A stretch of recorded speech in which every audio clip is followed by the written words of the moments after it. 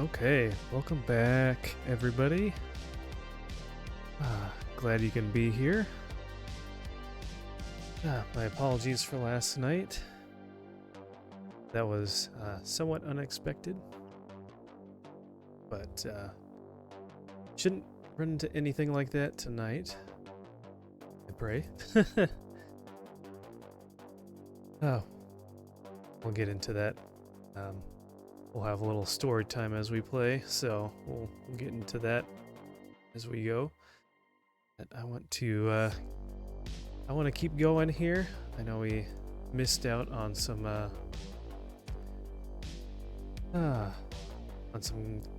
stuff last night because we had to cut things off early. So want to make sure that we have enough time to get some racing in. So we'll just kind of do exactly what we're doing last time. No surprise there. We didn't even get to finish a race yet, so. Or maybe we did one? I don't remember.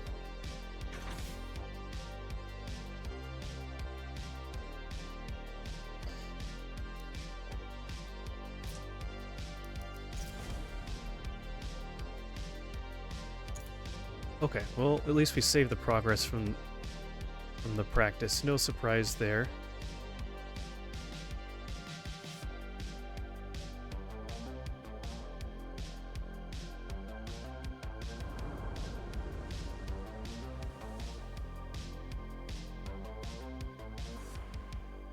WeatherTech Raceway Laguna Seca is 2.2 That's right, it was kind of rainy out. Surrounded by deep gravel.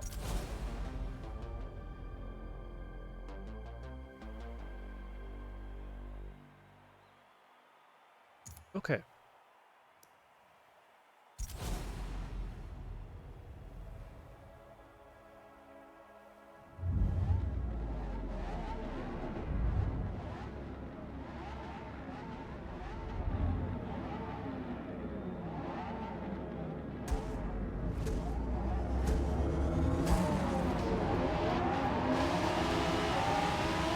We'll pop it out for this view so I can see around. Oh, that's just a bad start. Couldn't really get ahead of anyone here. Do that a little bit. I can get ahead of one or two of them.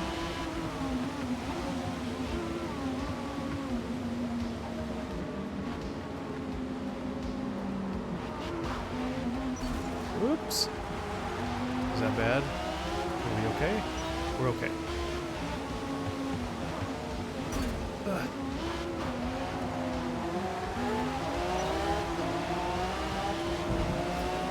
It's nice when they have better brakes than you do.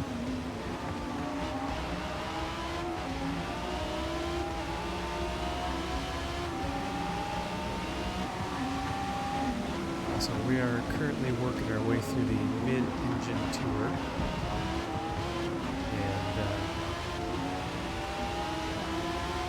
There's like 4 different series of races within this. And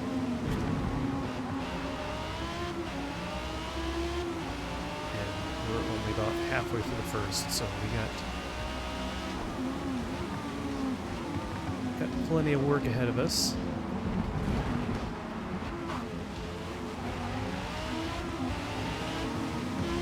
Oh god, jeez, why do they just brake randomly like that? Drives me nuts.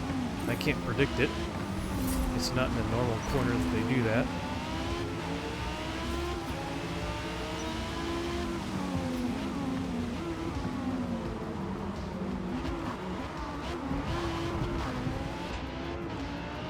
Oh, it looks a lot more dark when you're inside this view. That's crazy. It's like hard to see. Even with the headlights on. Brake.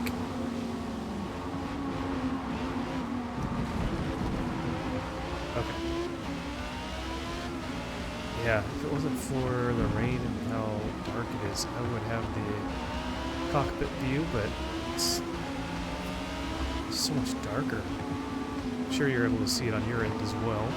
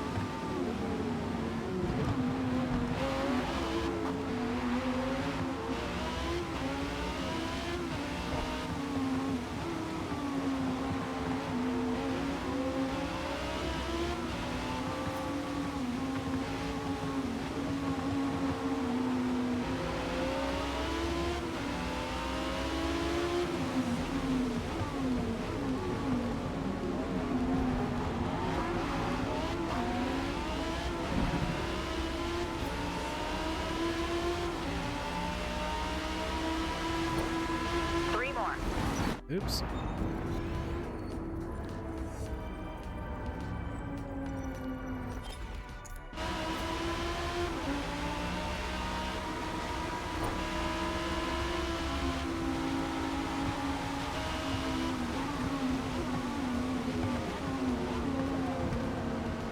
Okay, not too bad so far. Oh, he wanted to cut in. Okay, nice.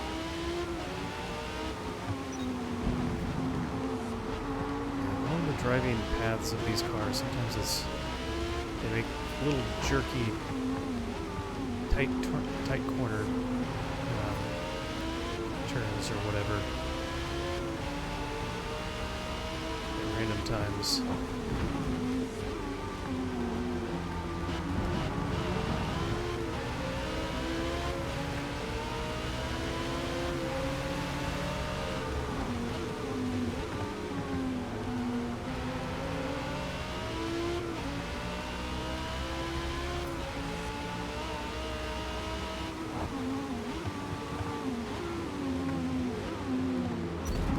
Man. Cannot slow down fast enough. There we go.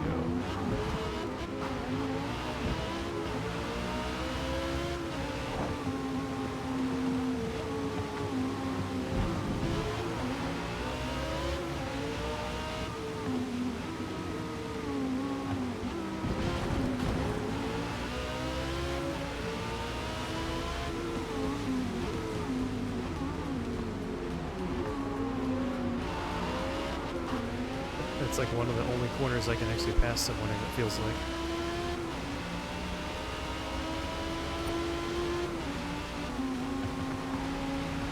Alright, last two. And the last 2 laps.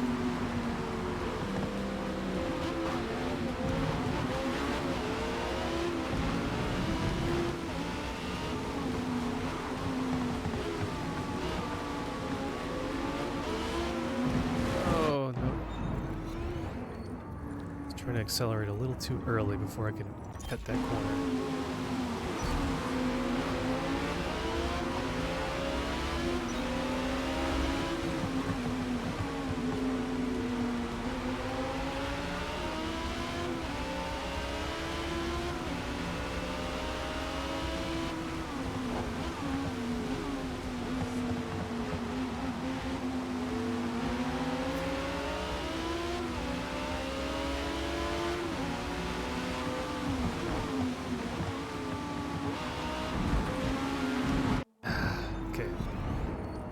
Need to stay on that racing line there.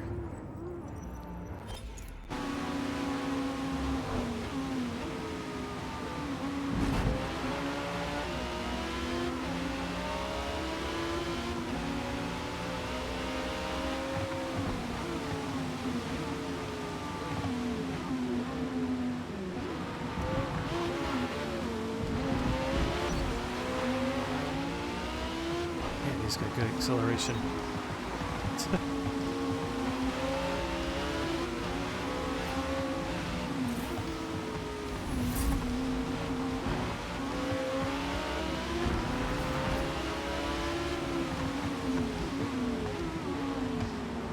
It's the only corner I can really decisively take their position there. And then he falls back. If I didn't pass him, he'd still be right in front of me and going pretty fast. Oh! Bad corner.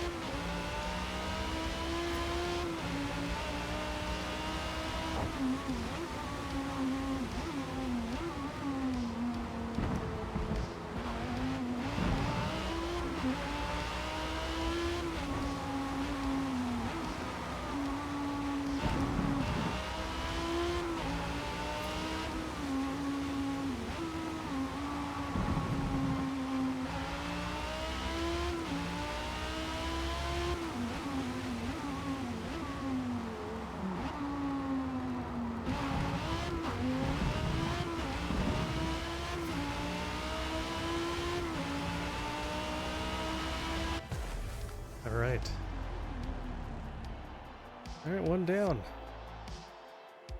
Hey, and our best lap was a clean lap too. Nice. Let's see, is this loud enough? Turn that up a tiny bit.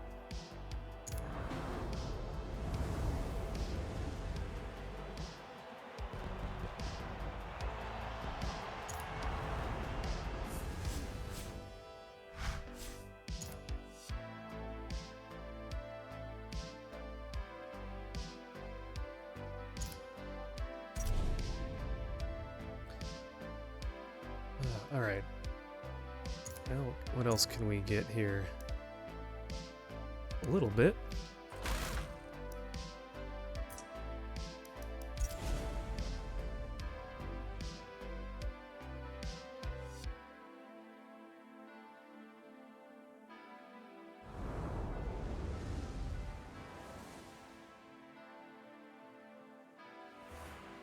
The Michelin Raceway Road Atlanta dates back to 1969, when the founders boldly chose to turn 750 acres of hilly farmland into a world-class road racing circuit deep in the heart of stock car country.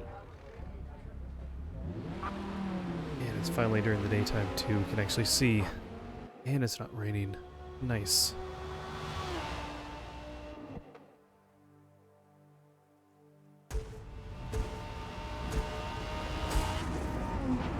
Man, they always spit you out right when you're supposed to slow down. You're at top speed going into a corner.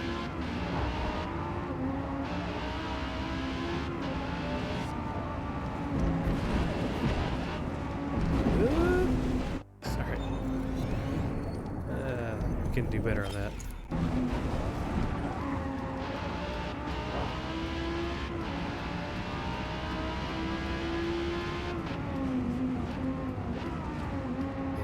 Practice here is 3 laps again.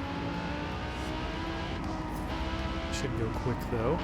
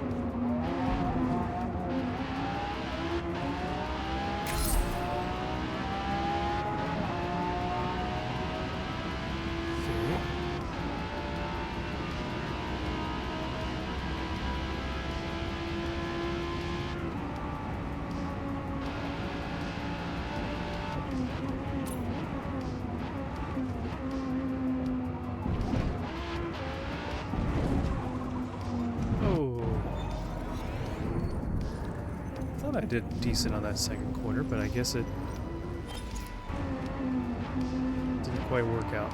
Accelerated a little too much going into it.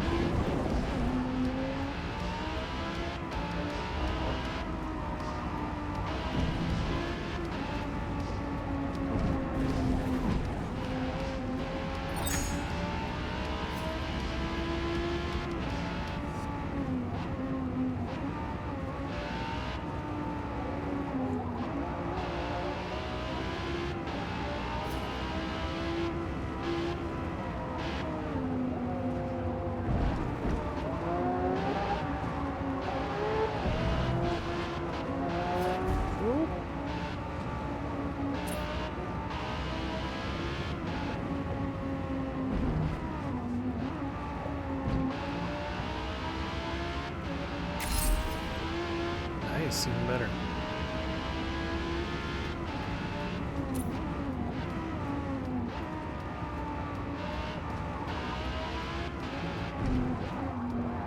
Oh, slipping and sliding, not good.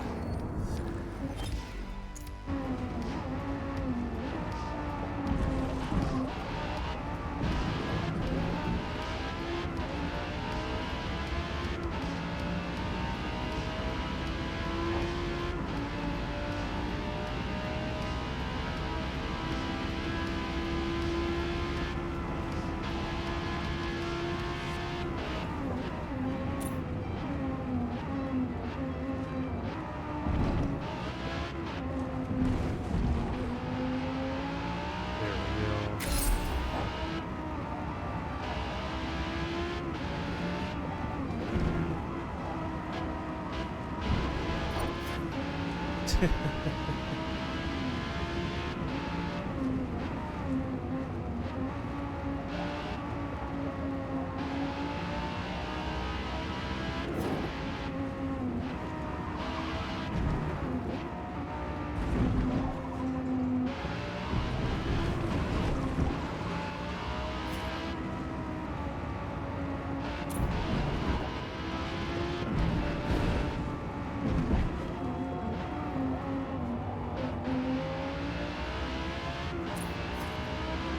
close.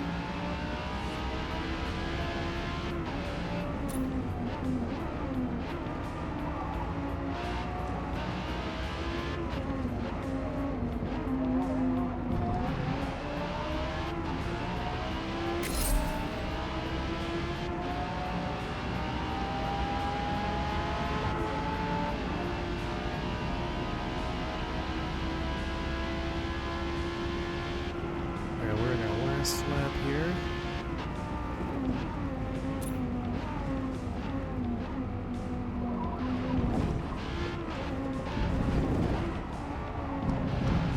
Yeah. Early corner there.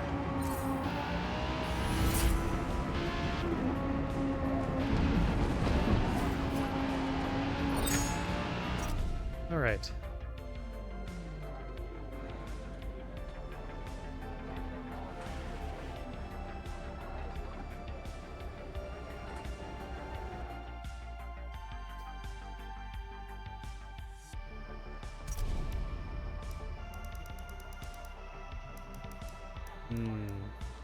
You know what? Let's try it.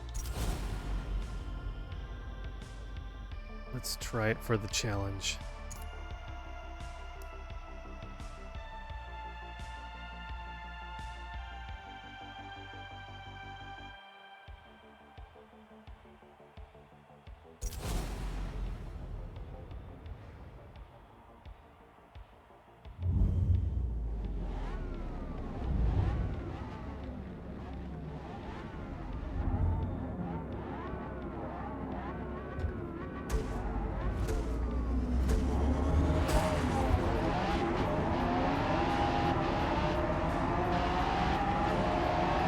See if we can kind of squeeze. Oh, they're giving me the squeeze. I see.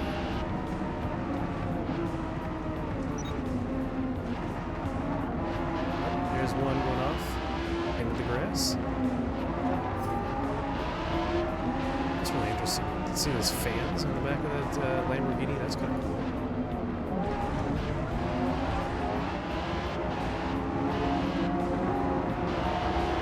Squeeze through here. There we go. Oh jeez, he just really slammed on the brakes there. Alright, can we not go back so far?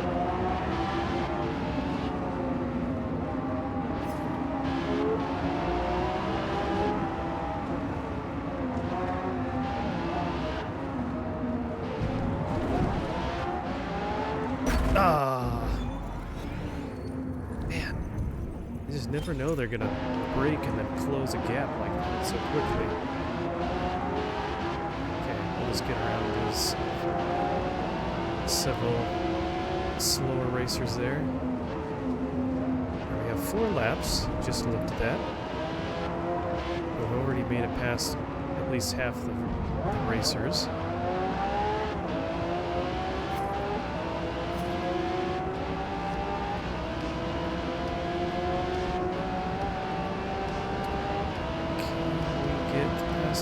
Yes, we can. Oh, we dropped off quick.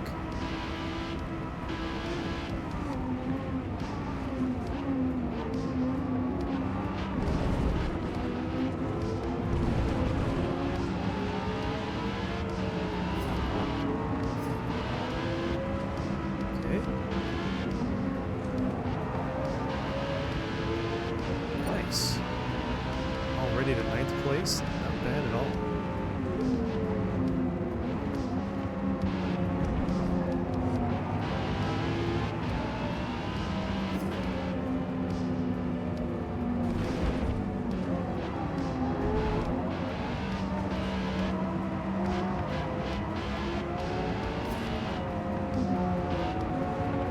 Close.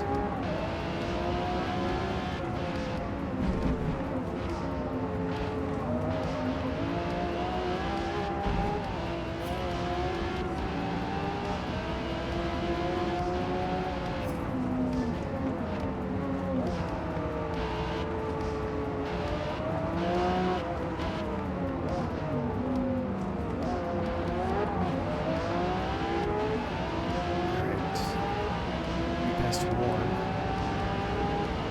2. Alright. Alright, 3 left.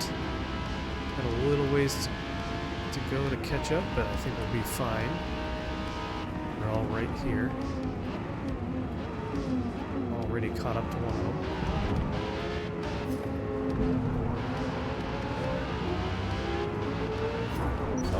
Oh, he's taking the inside. Alright, let's...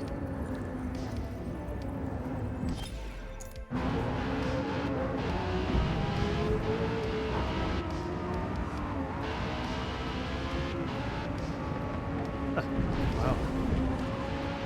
He took the inside route and he slowed down quite a bit to do that.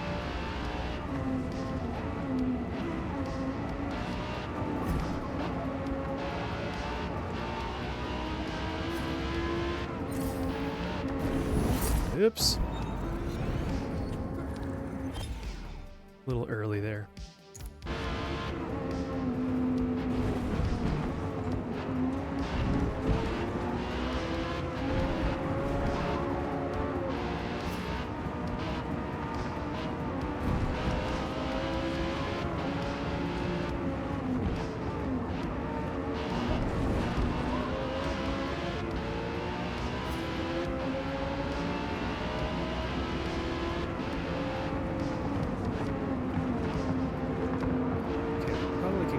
This guy in the straightaway coming up.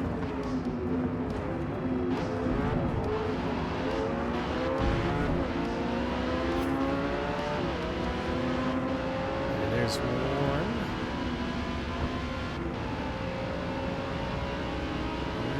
Do we want to try? Sure. Whew. Just squeaked on by. All right.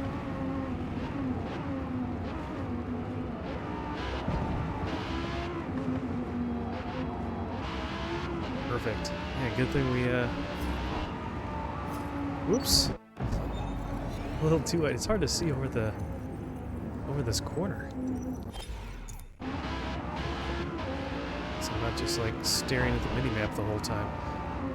No, even that was bad.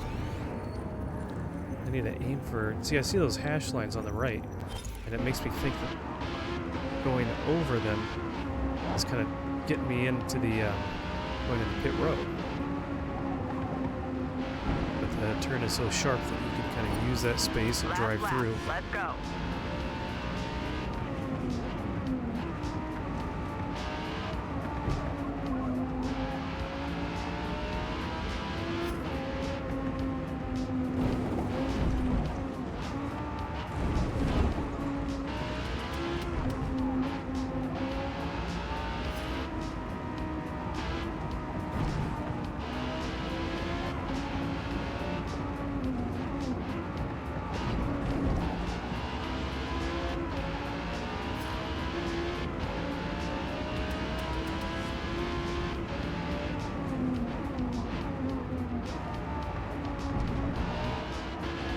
Oh, he's actually keeping up with me.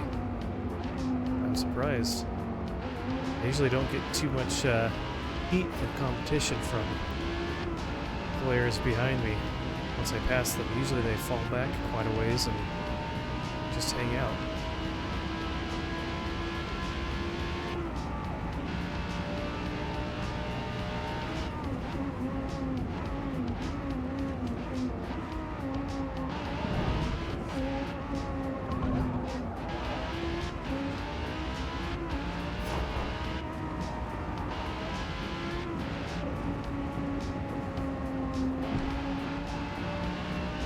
There you go.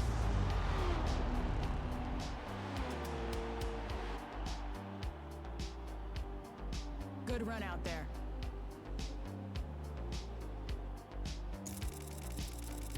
Ooh, all right. Oh, this is the last event for this one. Okay, cool.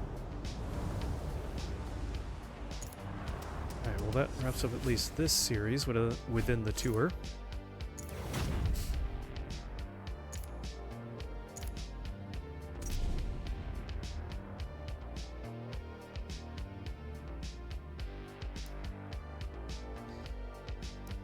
Alright, now we can do the mid-engine legends. So that was the muscle variety, or muscle group.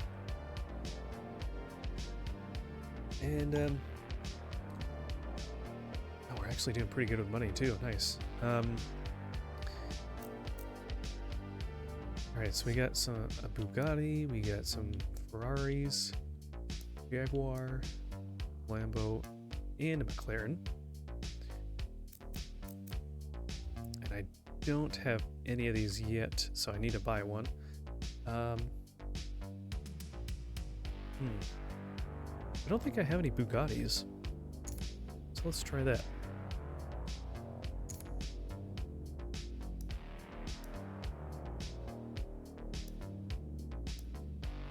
I feel like this gray or white is just so boring, so let's do the yellow.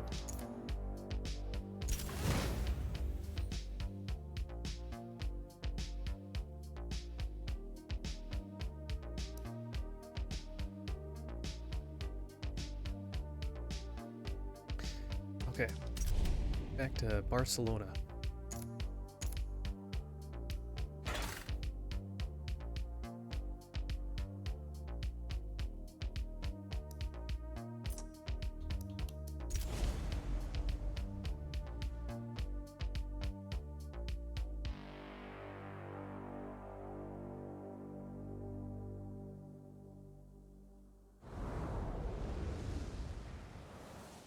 Catalunya is notorious for high G-force directional changes due to downhill and off-camber turns, which require minimal braking and consistent speed.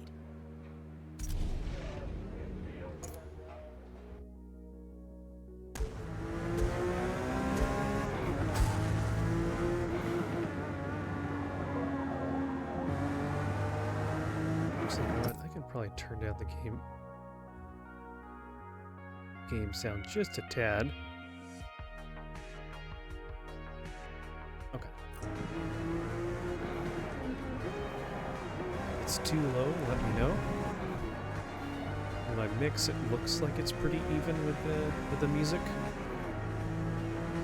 but what I'm getting to my ears isn't always the same balance, unfortunately.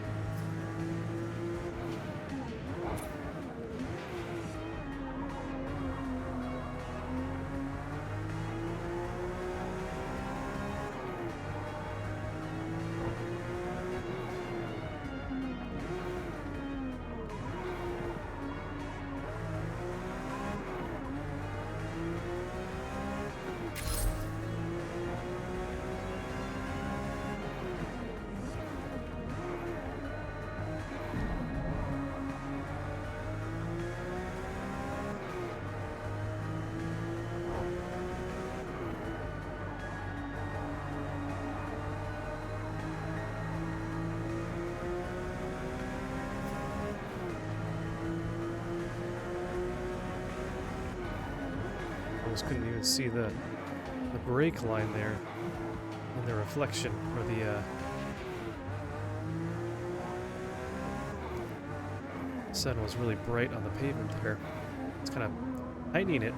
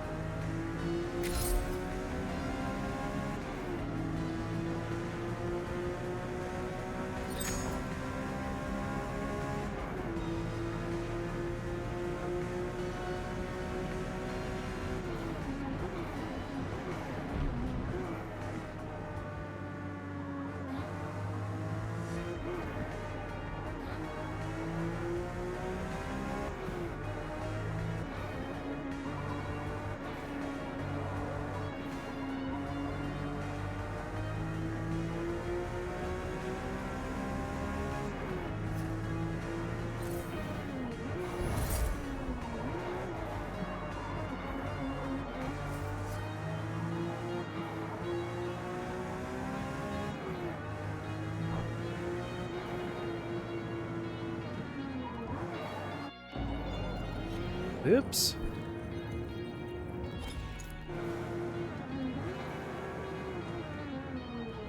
Waited a little too late on that one.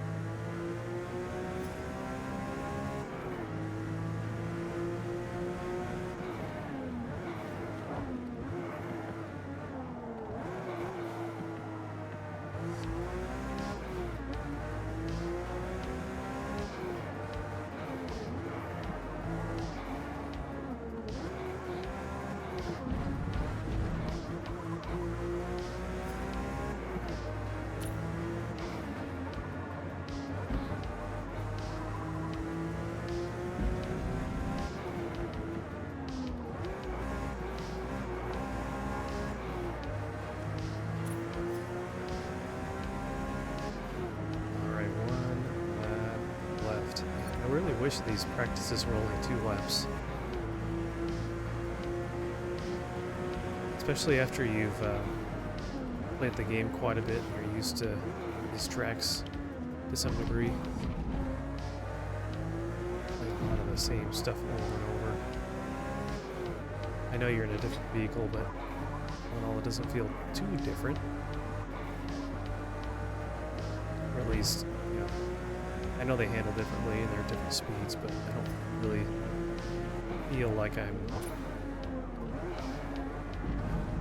It just doesn't feel that foreign from car to car.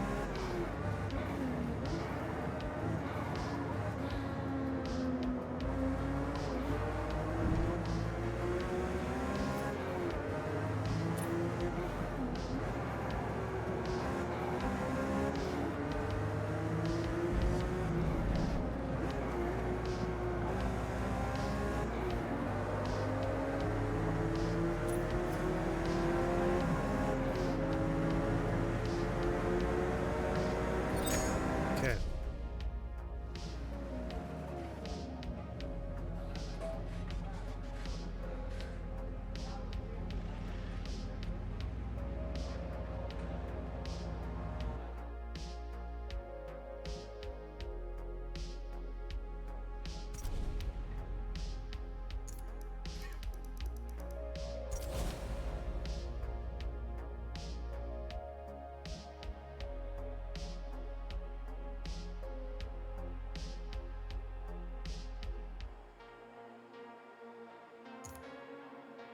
All right.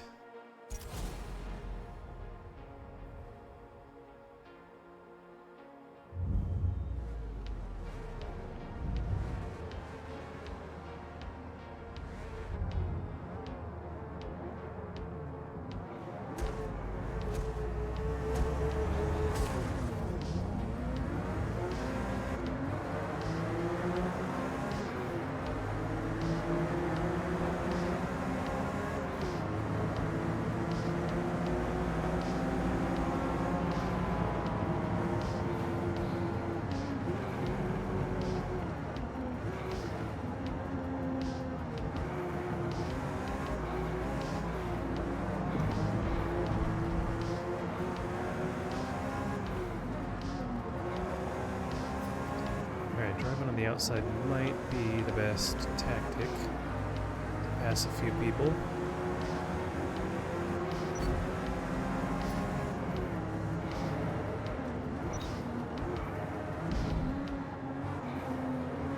Got 5 laps.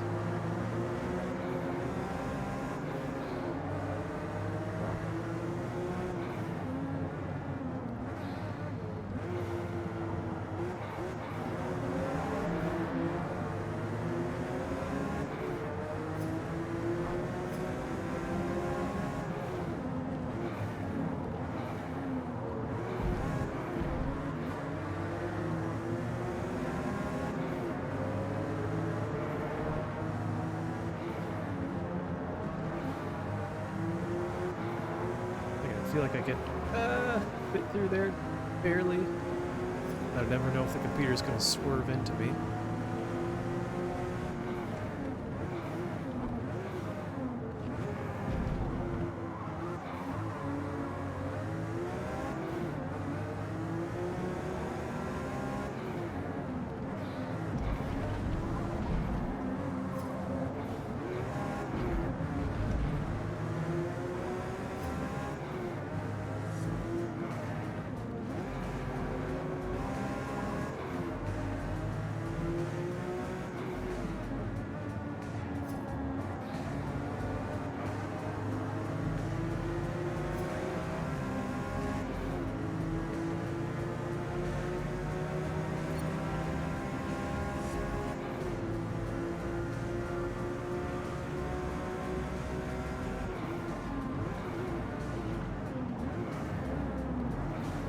Oof, okay, a little too fast there.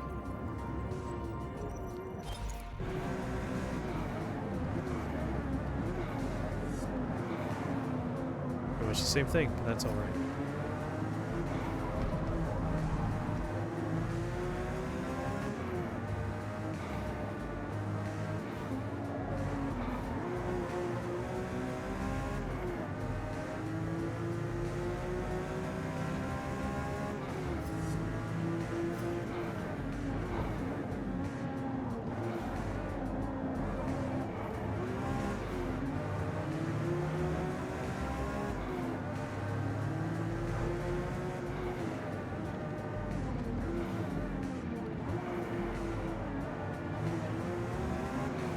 Wow, didn't think I was going to pass him from the outside there.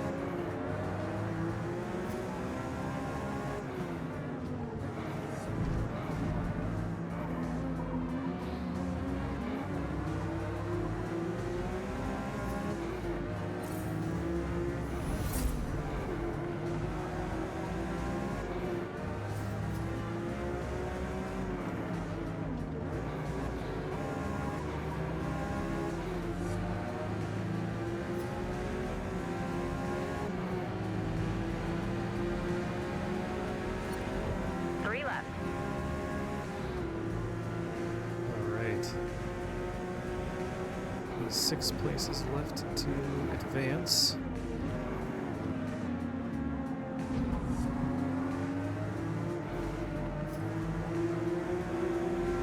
Three laps remaining.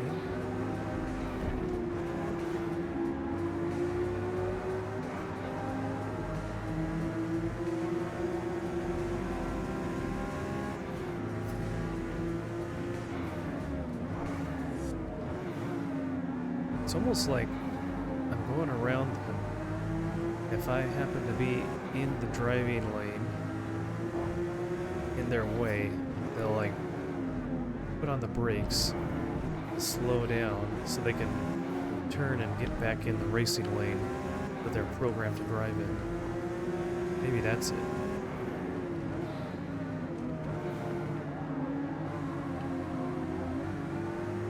strange. Best guess I could have, I don't know.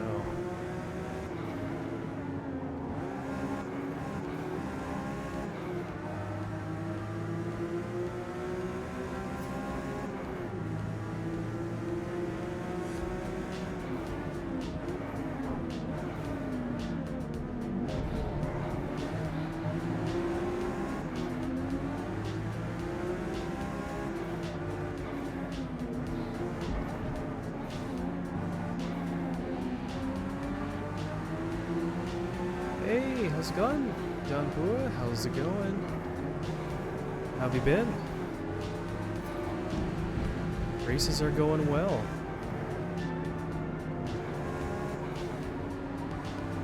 Working my way through the whole mid-engine tour, which is about, I think, 4 different series long. So, we're almost halfway. It's going well.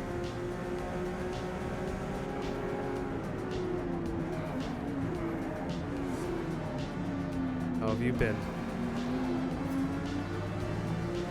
Hope things are going well for you. Oh no, you're sick? Uh-oh. Just got off Forza right now. Oh, are you doing some rivals? Okay.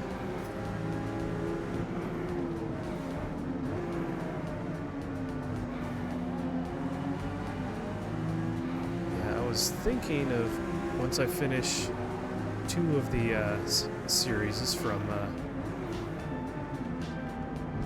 this tour, I would do a couple races online potentially. We'll see, and then maybe come back to this just to have a little bit of variety. Not pressuring you to get online or anything, but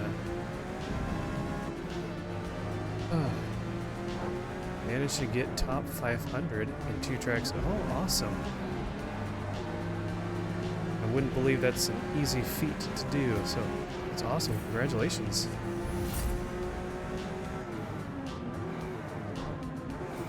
You're like almost a pro driver, huh? No. You were doing an open class earlier. Yeah, I saw they had the open class tour there. I was working on that on the last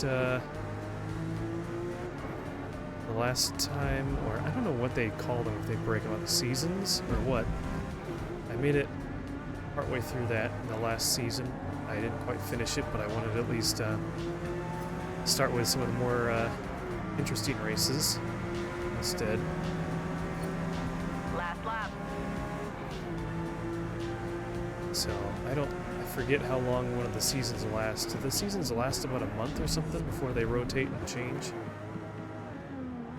As if so, when we finish these, we can... Because there's this one, and then there's another tour, and then the open class. Which I think the open class, they always have that available. One of them...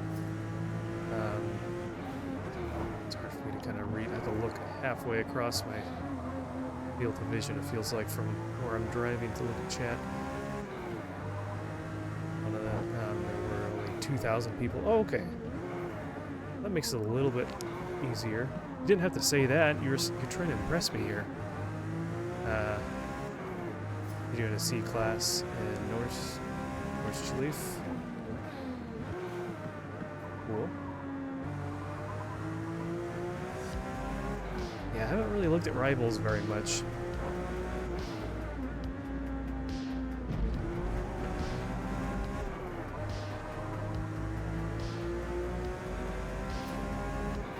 And the other one was out of 6,400 at Maple Valley. Oh, that's... Oops. There you go, looking at chat, and I drive way past my brake line there. Cool, yeah, Maple Valley is another one that... I enjoy it. It's a good one. I think I enjoy the scenery more than the track driving itself. I used to like it a lot. I don't know.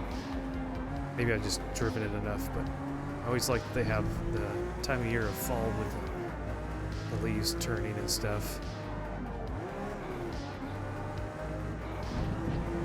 Whoop.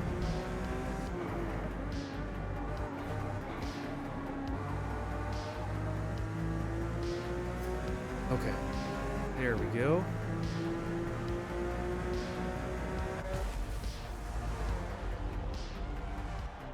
And then he'll do the mid-engine ones later. Nice. Good work out there. Oh, you might attempt the Sebring next time. Very good.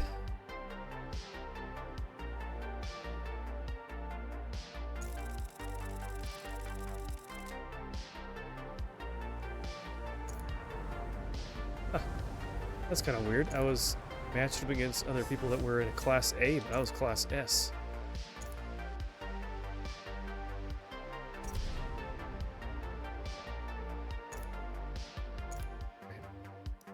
Get the upgrades. I think we have a few.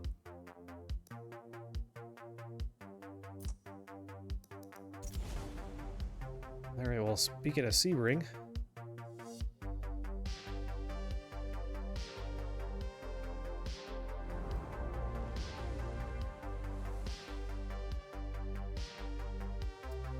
Sebring see the full International circuit Raceway here. occupies a portion of the active Sebring Regional Airport. Hey, the text went away. They must have fixed the bug. The closed caption. I wonder if I could just turn that off. I probably could turn off the closed caption.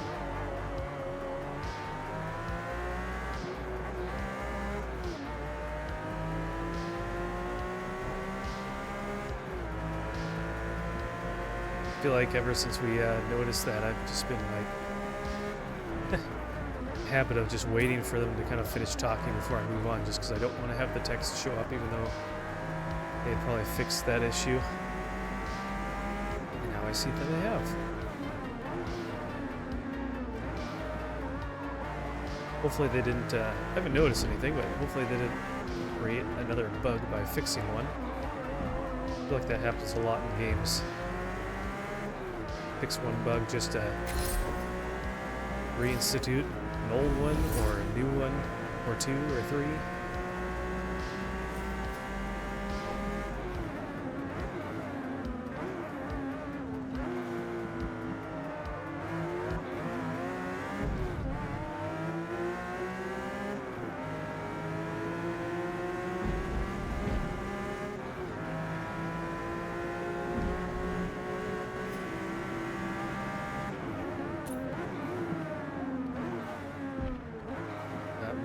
Break that late.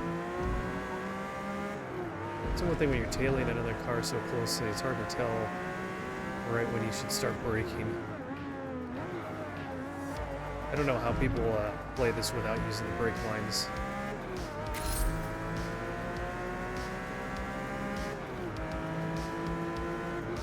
I feel like some of it is just like the actual feel. So if you were actually racing yourself, it wouldn't be too bad.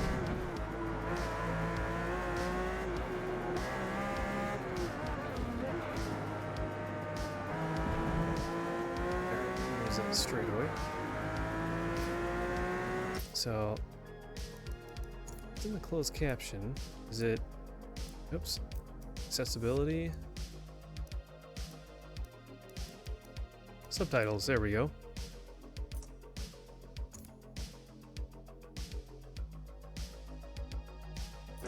Okay. Hey! Look, you're racing with me, Don. Hey, you're in 8th place, so you gotta step it up a little bit.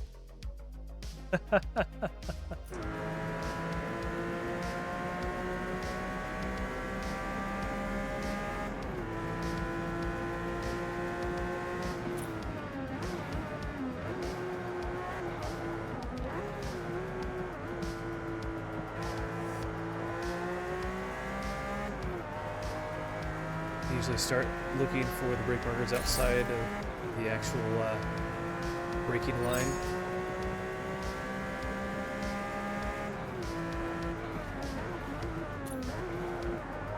I feel like it's easier for me to kind of anticipate it a little bit more if I'm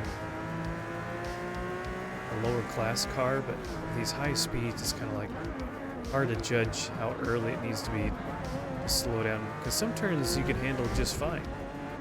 Or at least better. Other ones you have to slow down real far.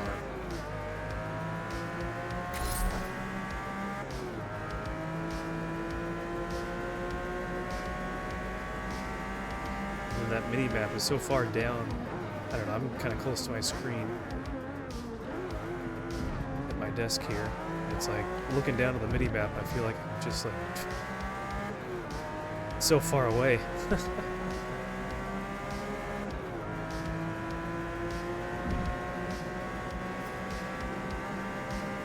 Oh, there you go, looking at chat again. You're letting me win. So humble. So I appreciate that. You're not really letting me win though, because this is just practice. You're just taking a slow lap. That's all.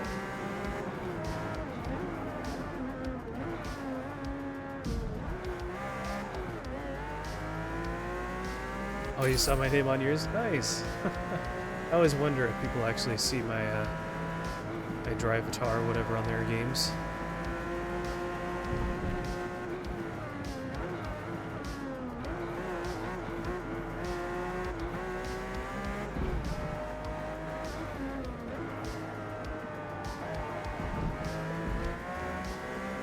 Cars you really need here, landmarks. Yeah. You know, sometimes I look for those because they have the those little signs to the side right here, like they're coming up saying how far away in feet or meters or something you are from a turn. Sometimes those are helpful. It really depends.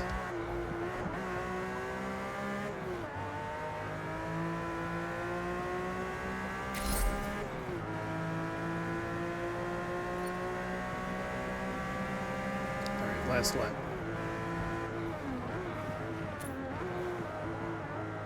But yeah, I was hoping that I wish that they'd make these practice races only 2 laps long. Sometimes when it's 3 or more laps, it's just kind of, it's a lot when you're already going to do the real racing. That's like 4 or 5 laps. Maybe I'm just impatient. I don't know. Practice, you're just kind of, you're just driving by yourself. You're not really competing against anyone, so you're not trying to like catch up and pass anyone.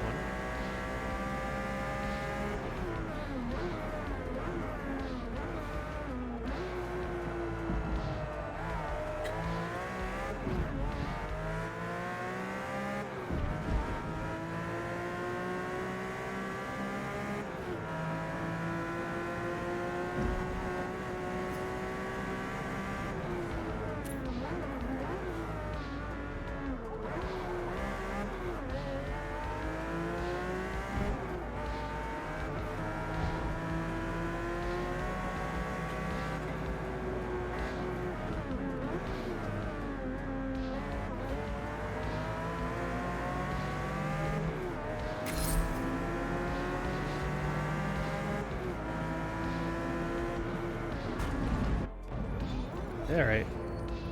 Just go slow. Let him stay in front.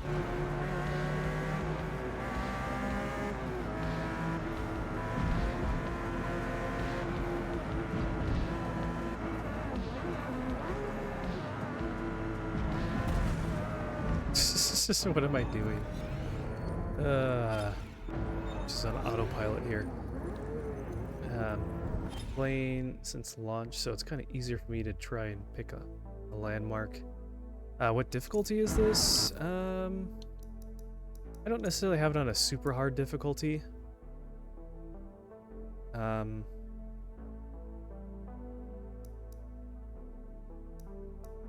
Where is it? Don't they have an actual like difficulty?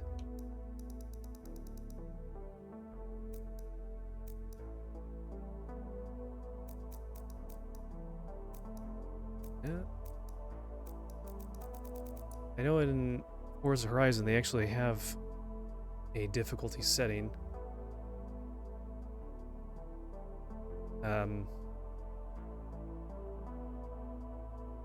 But yours at 5 or 6. Oh, it's going to be in the event menu. Okay, well, I forget what it is. We can take a look after this, though. I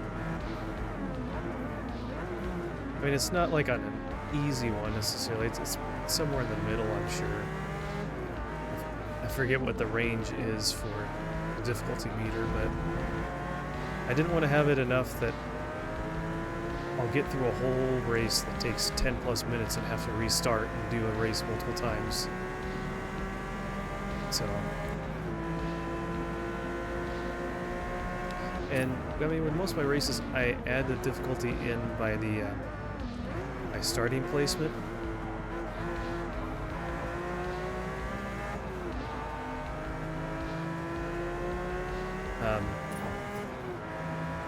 So I'll generally start, you know, very, very back of the pack and then work my way forward. And for the most part, I think I have a pretty, pretty decent track record of making it up past all of them.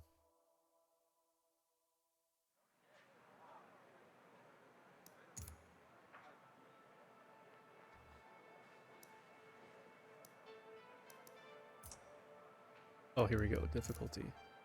Oh, I'm only at 4, huh? Okay. Well, maybe we can move up to 5 and try it out. I'll do that after. I'll do that after this race. Just because we're already in the middle of it. But even when it gives you like this warning, I usually don't have too much trouble getting all the way up, and I'll get.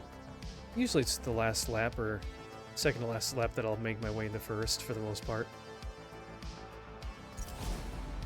Just kind of depends.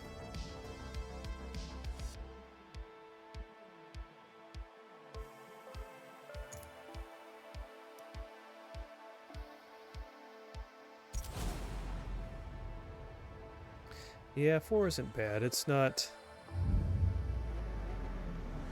I mean, it's not like baby mode easy.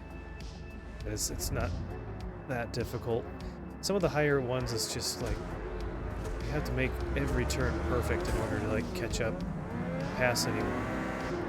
So if you make even just a couple bad corners, there's no way you're gonna get all the way up to first.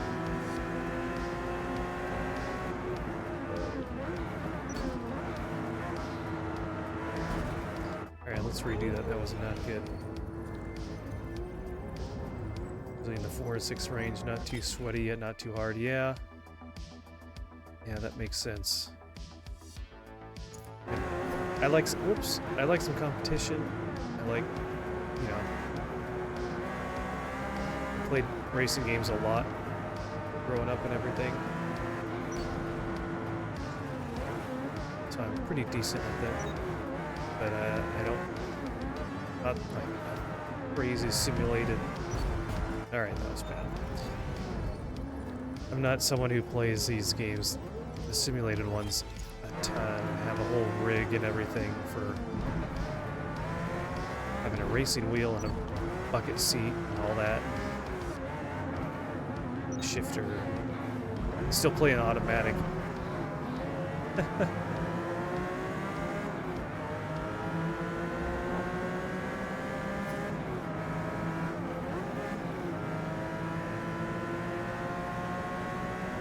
Oh, that's right, you do have a wheel and pedal. Yeah.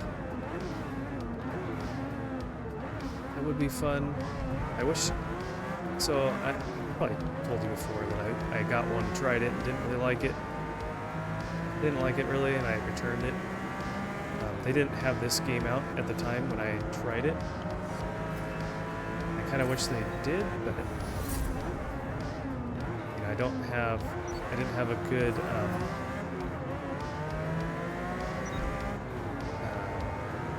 thing to attach the wheel to or anything like that, so it wasn't didn't have the best setup necessarily for it either.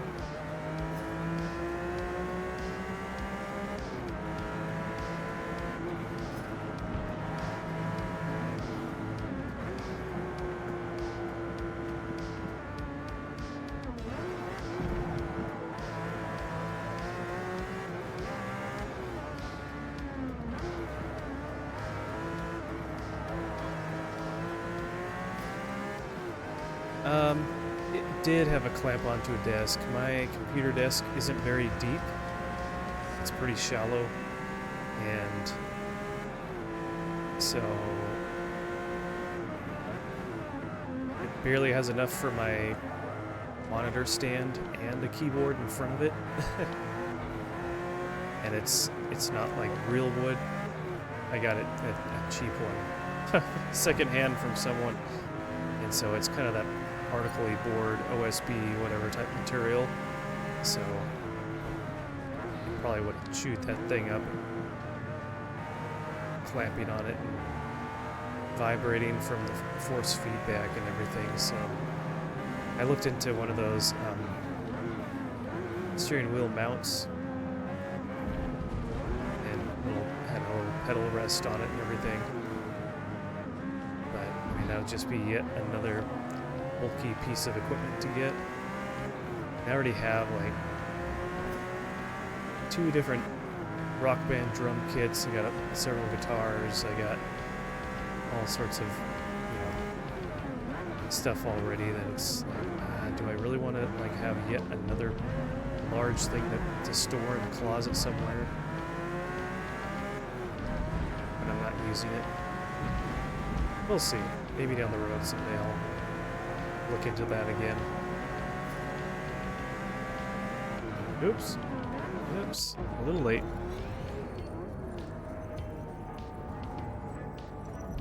I need to stop. I started applying brake right around the 300 mark.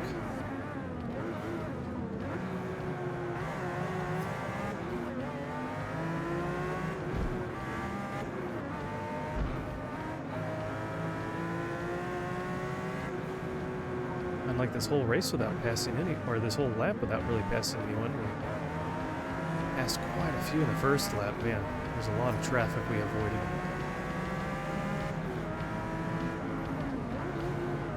Oh, switching spots. Whoop. Will that work? It did. Wow. Okay.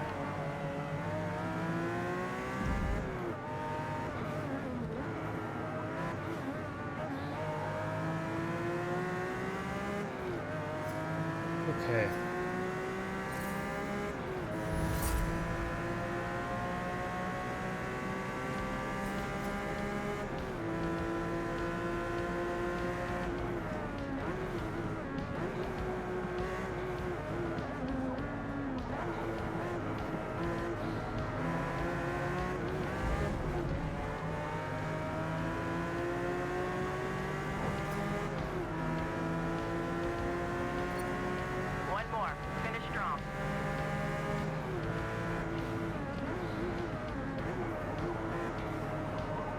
Oh, this is the last lap. Oh, we got a little ways to go. Catch up to all these guys, okay. See, that's so weird. The last race or two, it's been 4 or 5 laps. And this was only 3. But there were still 3 practice laps. So we might not get to first place after all. So, a lot of sharp turns. And not every spot is very wide. A lot of the turns are back and forth. Oop. Oh, we got lucky there. Almost thought I was going to be driving off course too much there.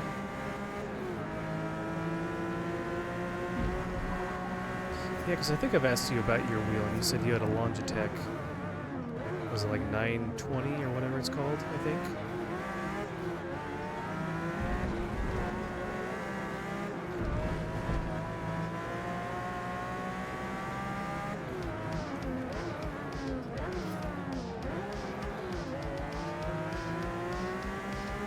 Oh, we made it already to 2nd place. Let's see, can we catch up to the last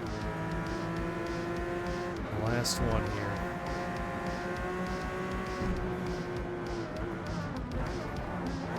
Oops, I cut my wheel off into the dirt there. The G920, yeah. Oh, no, you're fine. You're good. You are more than welcome to do other things while watching. No, I need your full and undivided attention. But any distractions aside, you are now watching the stream. Anything else that comes in the way is unacceptable. Put it away. Oh yeah, same orders. Yes, you're getting Chick-fil-A again? I don't know how I remember that. Oh, I went way too fast into this corner. I'm like gently trying to brake, so I'm not gonna slide out, but I just need to. Here we go. Okay, that works.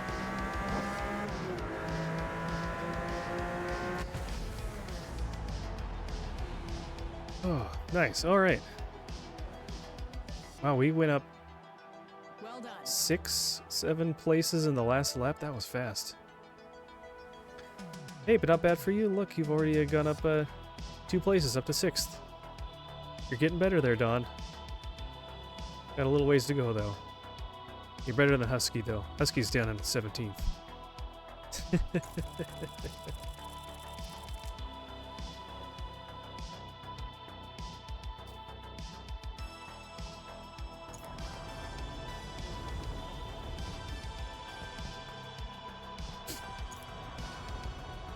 Okay.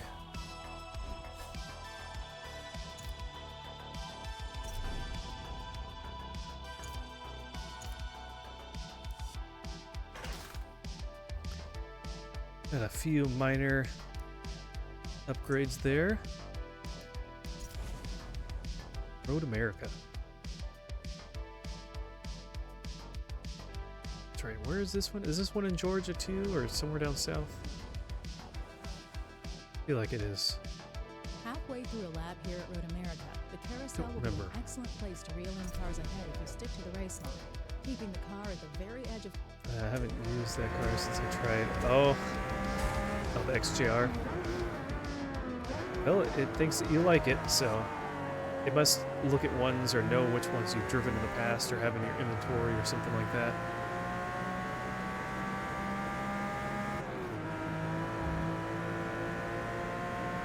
That's funny.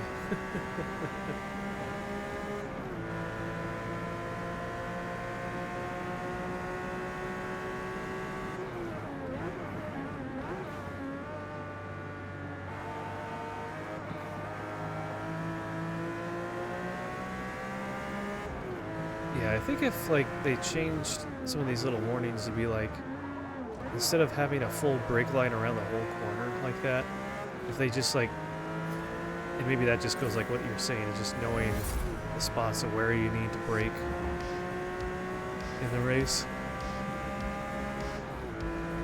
Just knowing when to start applying the brake. Doesn't need to tell me how much necessarily, because you can kind of feel that out over time, but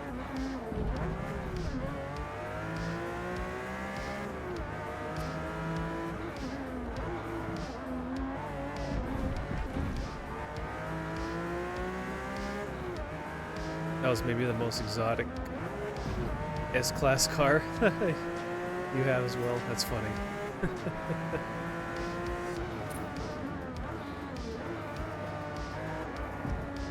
I don't even know all the different ones I do own. I've never really just sat and looked through my car collection in this game.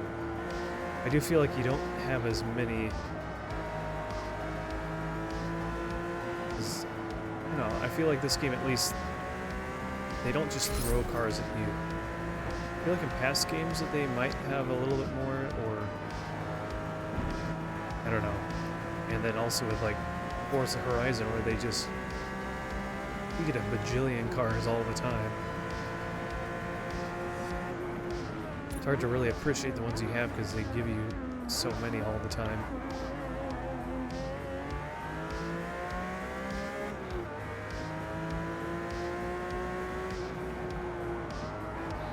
Oop, alright, that was a little much. It disappears, so I usually feel it out. And the line itself is more of a general guide rather than an actual line. Yeah. I mean, the computer definitely follows it a lot, with, you know, to some degree. because even different computer players are people's drivatars and following their driving habits and things like that. So.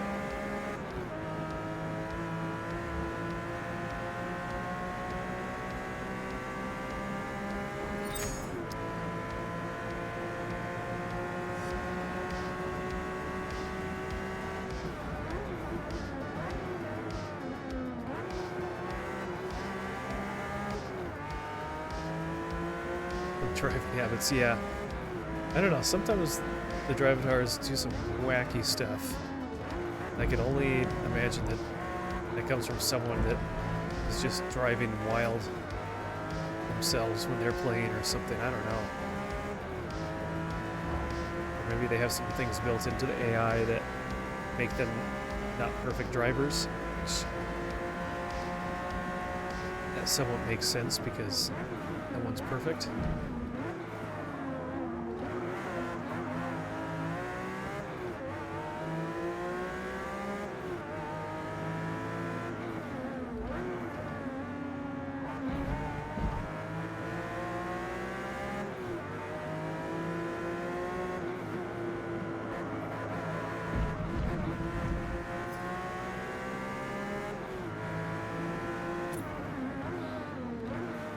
My drive tour was clean from what you saw. Oh, well, that's good at least. I try not to be reckless. I know in past games they didn't give you like violations for bumping other cars. And I was probably a little bit more not focused on clean driving in past motorsport games, but well, this one and I think even the previous one they do. So I try to keep that down to a minimum as much as possible.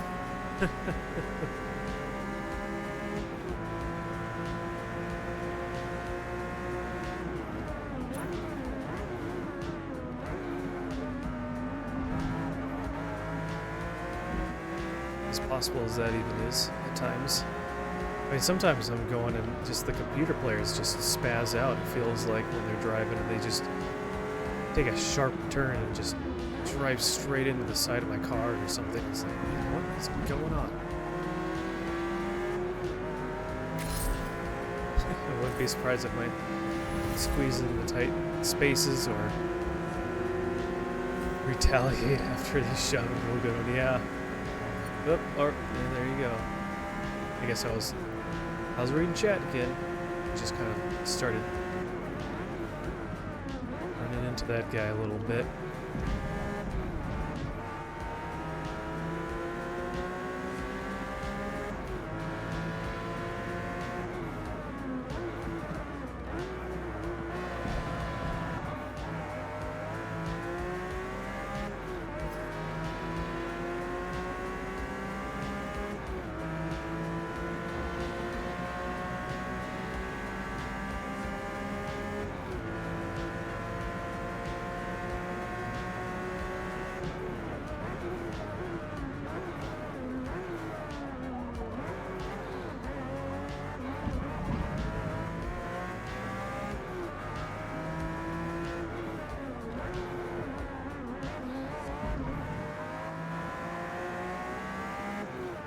So, but yeah, so yesterday I started a stream. I think it was early enough on that I don't know if anyone really jumped on or anything, but started a stream, but had to stop early. One of our cats was, looked like he was in a little bit of pain and not feeling well, and it looked like he was unfortunately he's a little constipated, so we're like, oh man, what do we do? Is this going to be something he can kind of handle himself? Do we take him into the vet? And we decided to take him into the 24-hour clinic. And man, we had to wait, like, just because they were concerned there could be like a urinary tract infection, which is serious. They took a quick look at him and found out that it wasn't that, and they came back to us, and then we waited in the waiting room. And then we waited in our exam room. I think we waited like a total of at least an hour and a half before we were able to see the vet clinic. That was so frustrating. And this is probably just because it was a Sunday evening. But man, it's like, man, this is taking so long. Must have been a little short-handed or something with the amount of other people that were there. And in the time it took for them to come in and actually check on him after that, he actually passed his stool that he had. It was pretty funny. Yeah, the 24-hour vets are nice. It's funny. It feels like there's so many vet clinics near us. We're not in a huge town or anything, but there's a good number of them. We're not in a huge city, I should say, but when we try to book an appointment with our actual vet, they're always at least I'll get a week or 2 out or something like that. So it's like, man, we have to use one of these 24-hour things. And so yeah, so we have a little like soft shell sided carrier with some mesh on the side of it and whatever, and then he sits on his little pad with a towel and stuff, and he was just kind of hanging out there and just waiting for the vet guy to come, and I guess at some point he finally just passed it, and the vet guy got him out of his little carrier to look at him, and then lo and behold, behind he left on the inside his little poop. So and so it's like, oh well, hey, look at that. At least we don't have to worry about trying to get that out. So, but they recommended that he take some Miralax. Surprisingly, you can actually give cats Miralax, what we normally take as humans, but you just give them a smaller dosage because their bodies are so small. So we gave him a fourth of a teaspoon with his food this morning. They said do that for a little while, a couple days at least, until you see that he's feeling normal, which honestly, once he passed it, he seemed pretty good. He seemed pretty normal to us. But yeah, then they were like, well, why don't we do a quick x-ray just to make sure there's nothing else behind the scenes happening. And we're like, okay, and it's kind of expensive, or at least more than we're hoping to spend, but I guess it's good to know. And nothing else, like they said they saw one other thing in his lower intestine that was working its way down, but I don't know if he could tell if it was going to be something that he'd had trouble with. The Miralax should help with that, but yeah, otherwise he seemed fine. And I guess one of the only concerns he had with him was so with that cat, he was developing crystals in his bladder, those little stones, at a pretty young age when he was still a fairly young kid. And so he's been on a special diet. They have a special canned food you can get that helps, it has certain nutrients in it that helps break up or not help not form those crystals in their bladder. So he's been on that ever since and hasn't had any issues, but since he has a history, you never know if something could, change and he could have an issue. So, but yeah, fortunately he's doing good. Like I said, once he passed it, he seemed more normal, like his normal self, and today he's been just fine. So that's a relief. So, oh, your vet didn't tell you all that.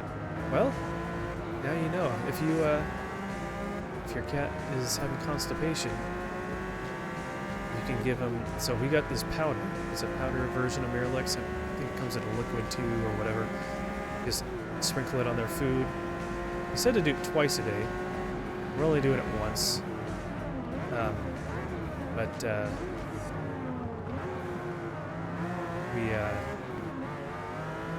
falling behind here. We need to catch up. Yeah, a lap and a half left. But yeah, sprinkle it on their food, which he has canned food, so we can easily mix it in. Just 1/4 of a teaspoon. And it might depend on their weight. I know our cat is a little bit bigger, a little bit on the heavier side. But he's just, his genetics, he's just a bit bigger. He's not like super fat, obese. He is quite fluffy and a little bit on the heavier side. So,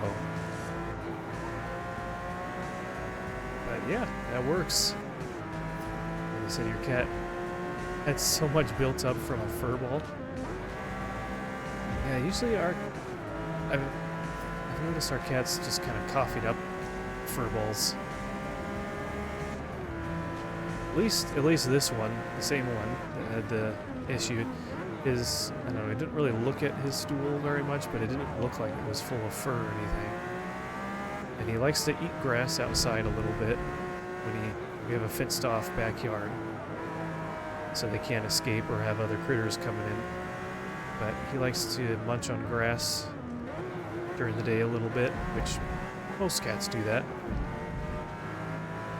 So we weren't sure that they eat some weird plant or something outside, because we have, I don't know, we have some weeds growing here and there a bit, and then we have a veggie garden and some flowers, so hopefully that he's not eating anything like that. But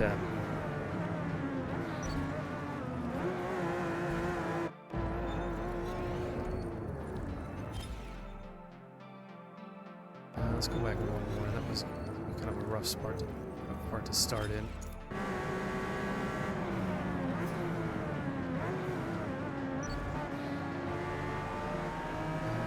8th place. Can we get up any more positions? I think we're doing okay that we don't need to get first. I'd like to get as close as we can.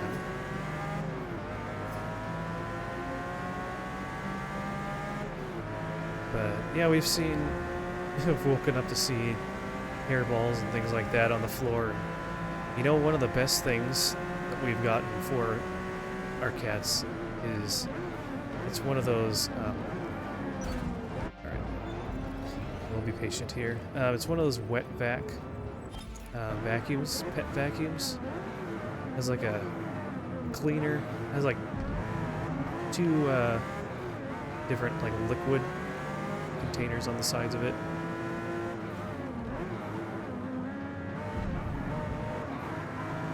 And one with like a cleaner solution, and one with a waste water to collect, and so you can spray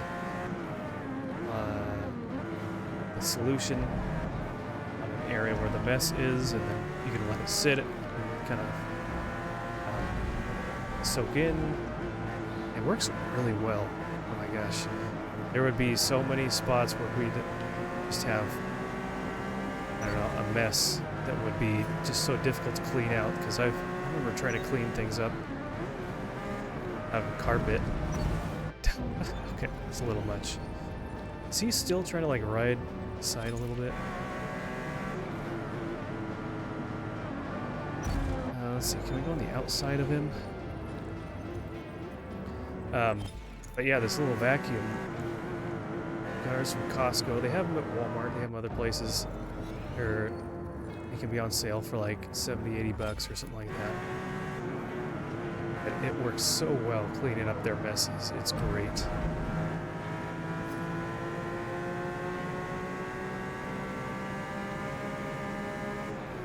Because just using like a spray bottle solution, like a wet rag, I feel like that only goes so far. But having like the vacuum sucking it up and stuff too works really nice.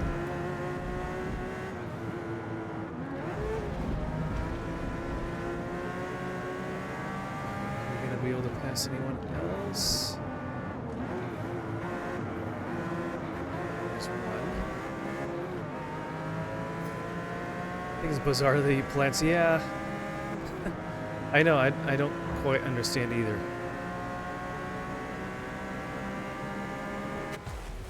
Okay, let's see if this is enough for us to stay ahead.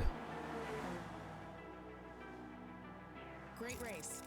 Oh yeah, we're doing fine.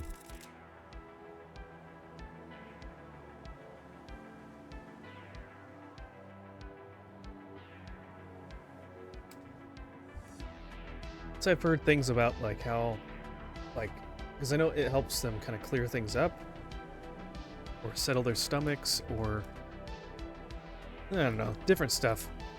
But I don't know if they know they're gonna like throw up if they eat it. I don't quite understand. I feel like certain grass or just in fact if it's like wet grass makes them more susceptible to do that. But they just like doing that. I don't know.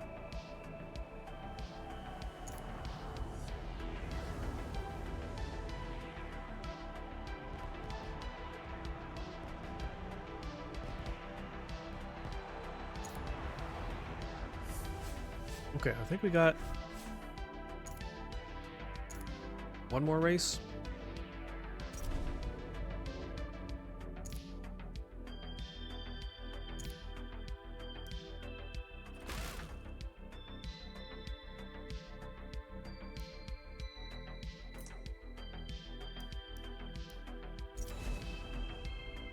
Okay.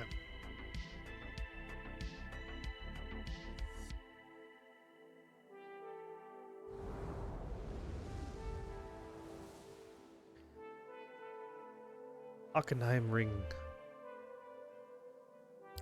Going to Germany. The Hockenheim Ring is known for its All right, let's look at the fast straights and difficulty. tight corners, which means those heavy braking zones will provide many passing. We can try 5. opportunities. We'll try. We'll try 5 here and see how that goes.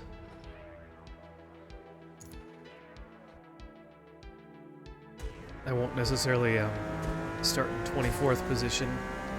I'll try to follow what the guide says a little bit of where it estimates us to be.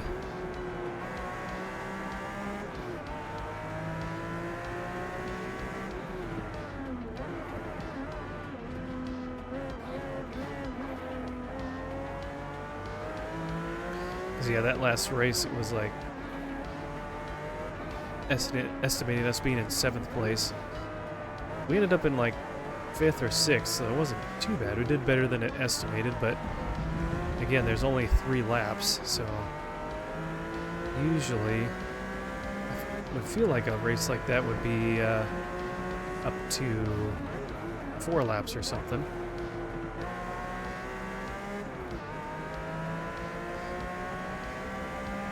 Never can get into the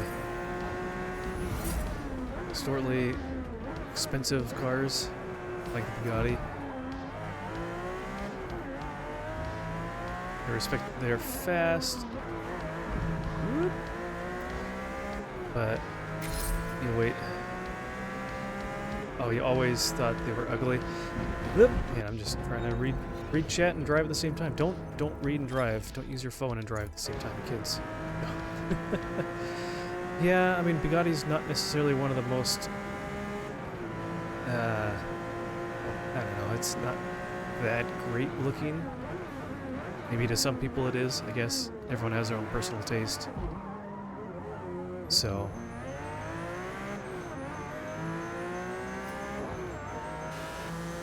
I mean, especially these older ones like this, it's very, this is not a great looking body. It's interesting. I don't know.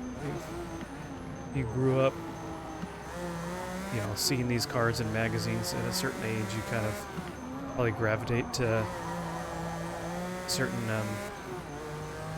model year or something for it. Which, as a kid, I didn't really do that. I had a friend who would get like Road and Track magazine or something like that. But I was like,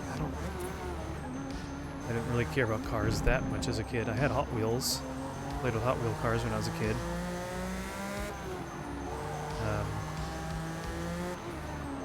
I remember going to some classic car shows with my dad and stuff, but or auto shows that they would have showcasing the next cars on the market coming out. I did a couple of those when I was a kid, but honestly,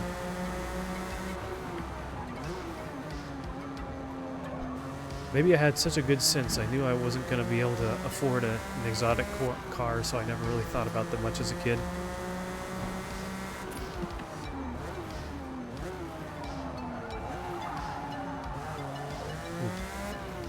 Let's go back to this view.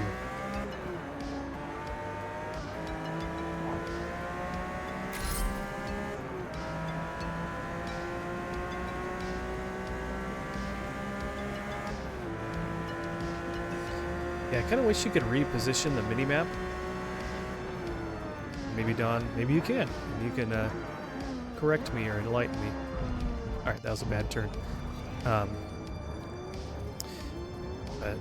I wish you could kind of move the minimap right about where that little vent is that you can see to the left of the steering wheel. Generally, that, or right above it, that kind of space. Just off from the center.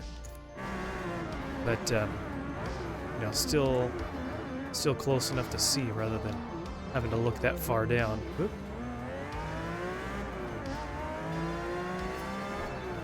Yeah, that probably makes sense. I never got those magazines. Closest that I got growing up is to seeing exotic car was watching movies. Yeah, same with that as well.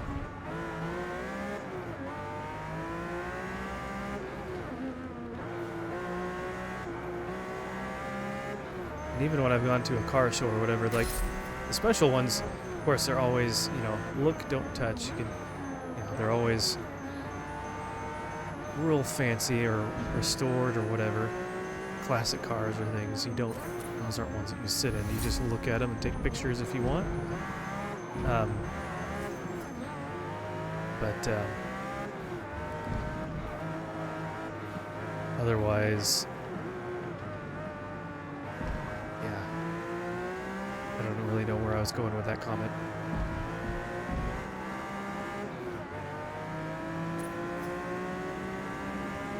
And other than that, it's been whatever's on the street. Yeah, sometimes you might, I've seen a few, I mean, I guess I feel like it's more common nowadays, which is kind of funny to see exotic cars people get and drive around.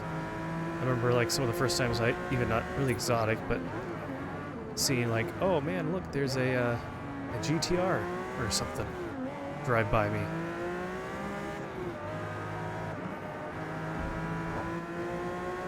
I think I actually sat in one. My friend's dad worked at a Volkswagen/Nissan dealership, and I don't know if they got one from the factory or if someone sold it in and it was gently used, but they had a GTR in their showroom and I actually got to sit in it for a little bit. That was pretty cool.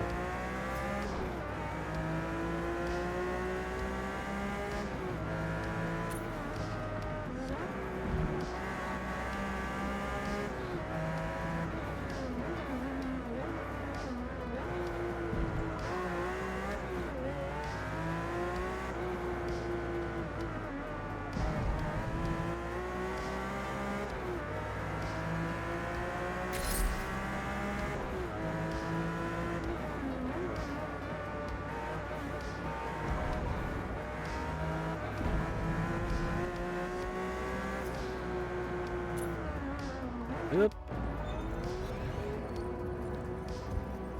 Yeah, GTRs definitely are more common than Bugatti.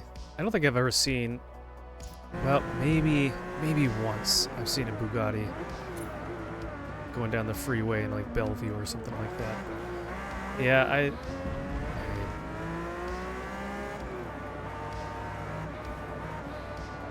probably not. I don't know. I've seen some, pretty sure I've seen a McLaren or two, seen some Lotuses. Trying to think of anything else. Well, if it's not coming to mind, then it must not have happened, so.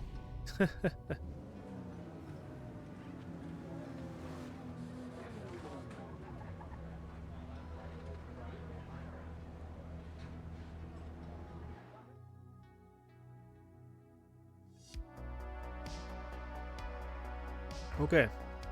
Well, we'll see. Wow. It's making me start all the way up here, huh? Alright, we'll play it safe. We'll play it start here.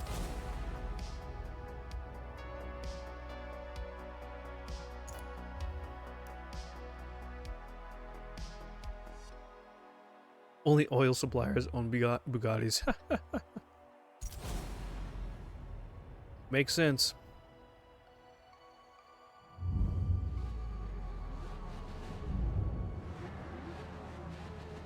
I feel like if I have to be up to a certain position like this far up, just to be at a higher difficulty, it's like, I don't know, I feel like half the fun is trying to get past all the other cars.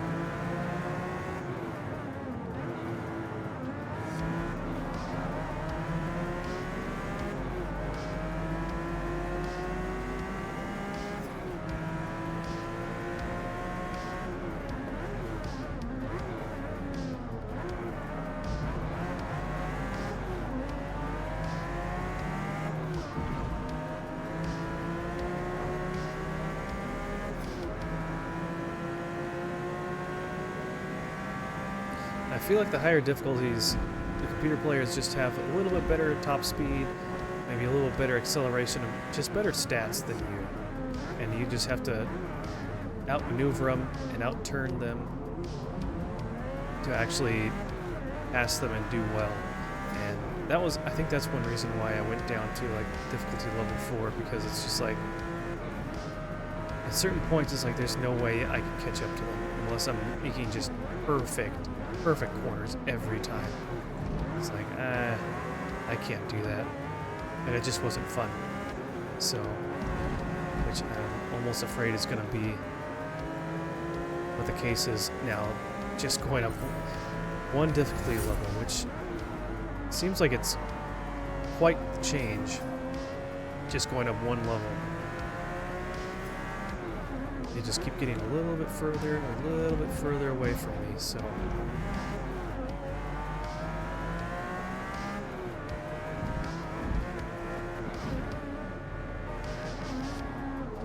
And they can corner without sliding.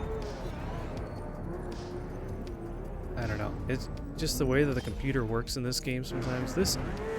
Both games, this and Horizon, like, the fact that they can corner at a certain speed and not be slipping and sliding like this at all, just. And I even have assists on, like ABS, I think, and they probably wouldn't, and a lot of professional drivers don't. Yeah, it's just not fun.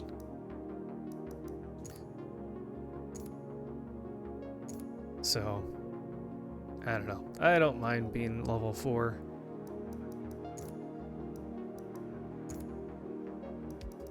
I'd rather enjoy my race. I mean, look how different it is. It was telling me I would only be able to get 4th place if I was here in 4th. And I can go all the way down to somewhere down here just for one difficulty level change.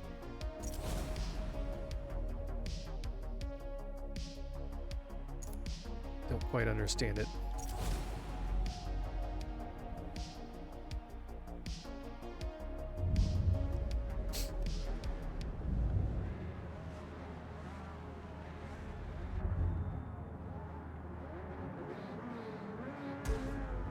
Yeah. If I wasn't using a controller, I could use a real steering wheel, and I don't know. If I wasn't here just to play it casually, that'd be one thing.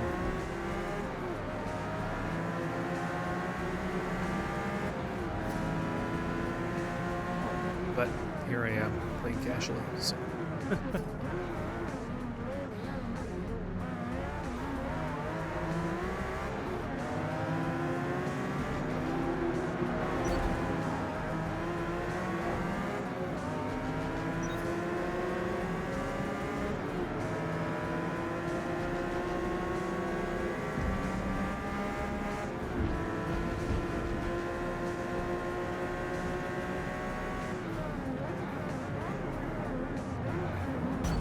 Ugh.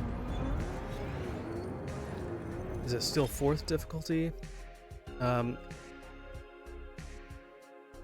out of the 1 through 8. Yeah, I switched it back to 4. 4 out of 8. Man, what happened to my brake? I like started putting the brake on as soon as the it was turning to red, which is what I normally do. I was doing a little early. Okay.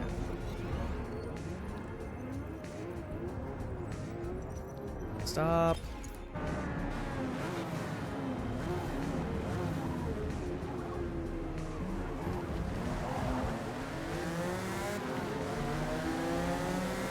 Depends on the build and tune of the car too. Yeah, it's just, I know a lot of people can spend a lot of time doing their tuning and setting up their build and everything.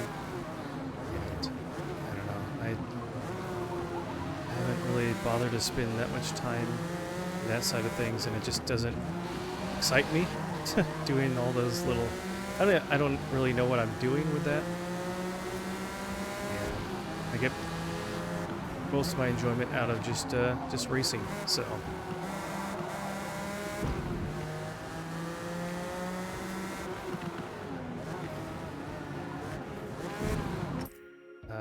Look at it like this: if you nail the physics in the game, then other arcade racers start to feel too easy as far as handling goes. Yeah, and that's why, like, even on Forza Horizon, I usually race at one of the highest difficulties on that. So I think at some of the races I even did the highest difficulty. So just depends on the race. If it's that cross-country garbage of a race in Horizon, that I won't, just because those are very unbalanced races.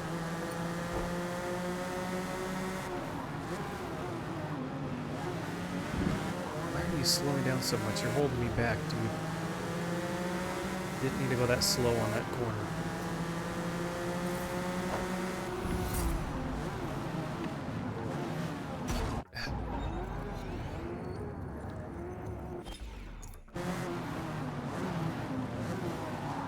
What the heck?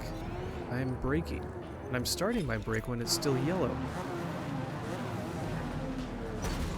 And it's still enough to run into the back of it. Alright, well.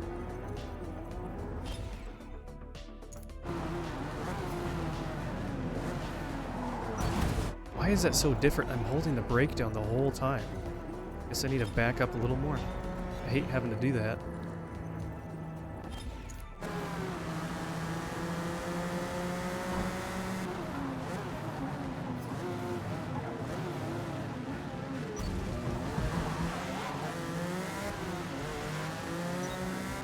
Oh my gosh, why do you have to drive down the middle of the road? Stop.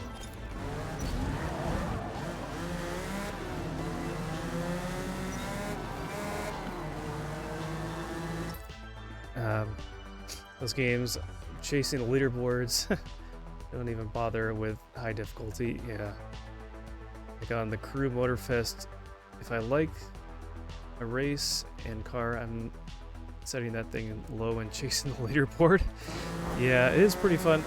Honestly, it is fun sometimes on this when I'm racing on a smaller course or shorter one, and I get to the point where I'm lapping people. That is kind of fun, actually. Seeing how many racers I can lap.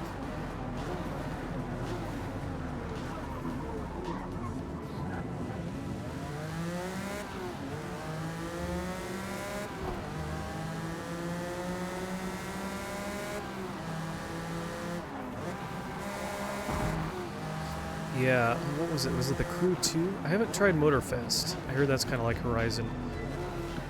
I got, because they had it for $1, I got the Crew 2, and I tried it out, and it just felt so weird. The controls felt so off in the driving mechanics or whatever, I don't know. I like did 1 or 2 races and I was like, nope, this is not. I don't like how it feels.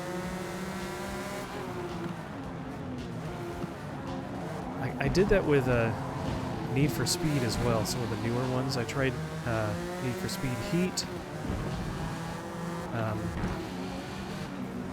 I tried the remake of the Hot Pursuit 2. That was pretty good. I tried Need for Speed Heat, and then I just saw the ratings and stuff for some of the other more recent Need for Speed games, basically anything from like the Xbox 360 and forward. And they just didn't get very good reviews at all, so I just haven't bothered to try them out. I enjoyed Underground 2. At some point I'll play that one. But I'm just thankful that Forza seems to have hit the I don't know, just gotten it right with the handling, controls, the feel of the game.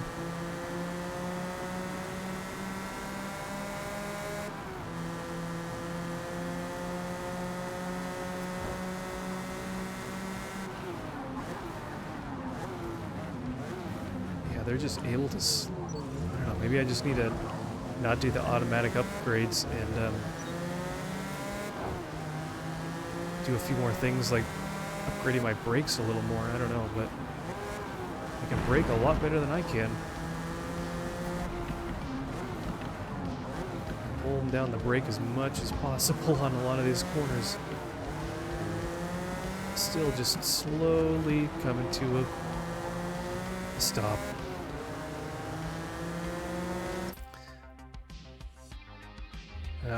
Less time to chase and reduce the chance of AI screwing with your time. Yeah.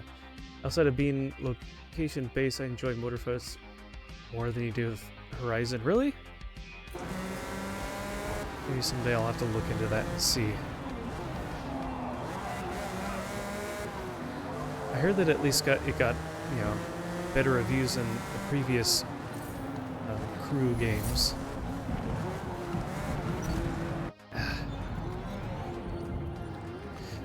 Always upgrade the handling first.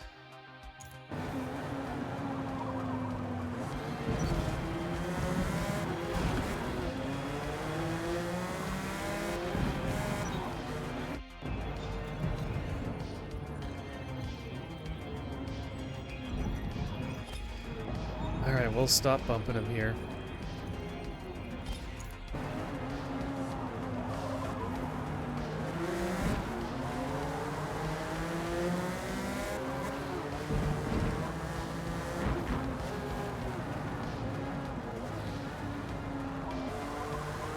Alright, 2 cars left, and about 1 lap left.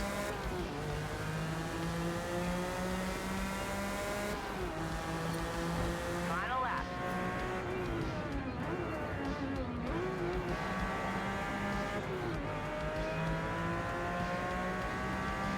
Can we get there in time?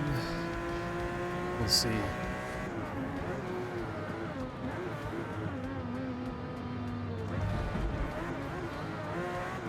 Ugh.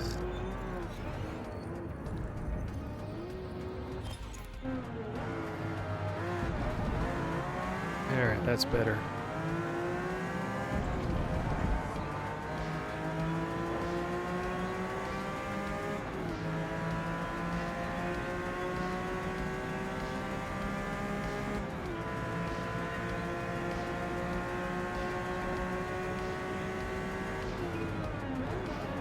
I guess also with this game, I'm literally pushing the brake down as hard as I can, and I'm doing it before I get to the red even, and they're braking a lot faster than I can, which I don't understand. I tried Horizon and literally beat all the road races, which was fun, but then hit the story missions where I have drift the Supra in order to pass a level. Yeah. I feel like I've started to kind of get the drifting mechanic down a bit better, but it still is a little weird.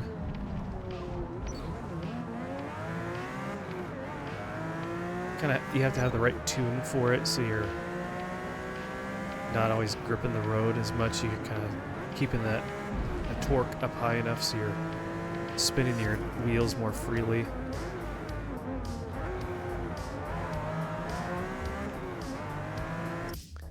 Yeah, just finish second and take my L. Or another just streak of frustrating with easy difficulty. Really?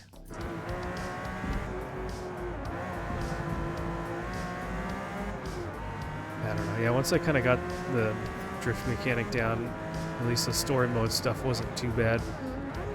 And after you kind of get more cars unlocked, certain ones, they're like the Formula Drift type cars, I think it's not too bad. And then doing all those drift zones, I think I got all 3 stars in all of them just because at that point they weren't too difficult to do with the right car.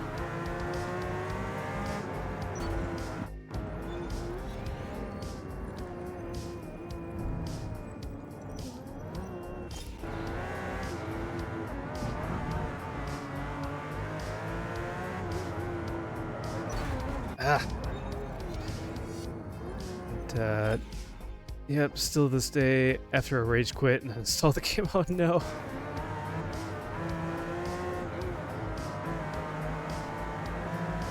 Alright, looks like I'm getting second. That's fine.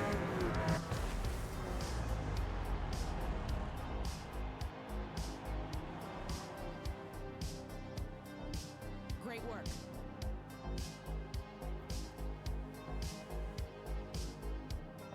Dawn, oh no, you're down to 10th. Oh, I'm still way up in points though.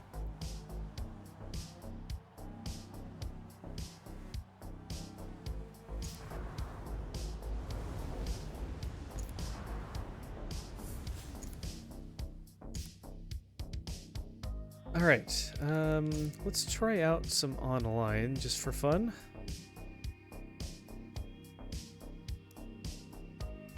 We're halfway done before then the showcase. Can't drift worth nothing, but definitely race straight up.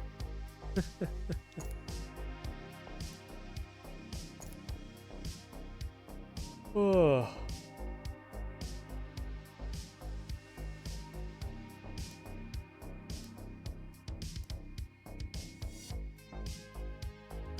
Let's see. Entry ends. All right. This one's just about to start, so that's good. We won't get any practice in, but that's okay.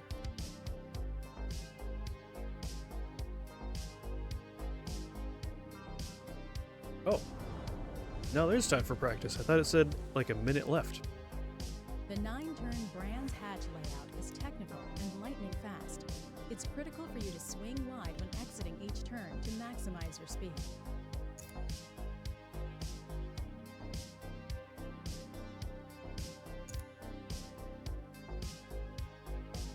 Friends don't want to see me on the road races.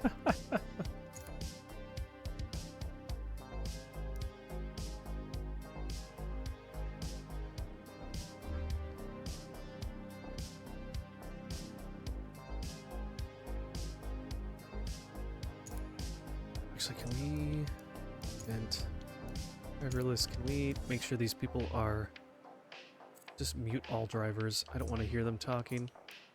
Sometimes they do, and it's just like, really?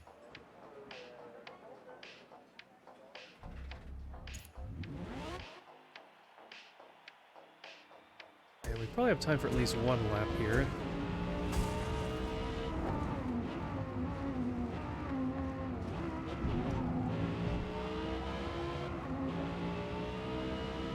Maybe 2 laps, we'll see.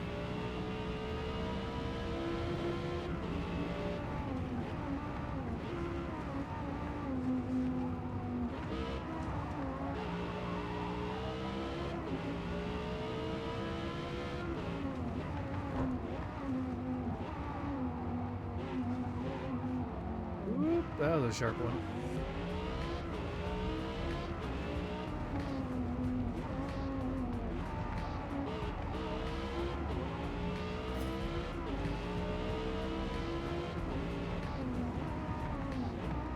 Yeah, I kind of wish for the multiplayer they have on this that you'd almost race like a ghost. I probably mentioned it before. Then you don't have to worry about running into other drivers. You're just going for the best lap time and competing against those at the same time.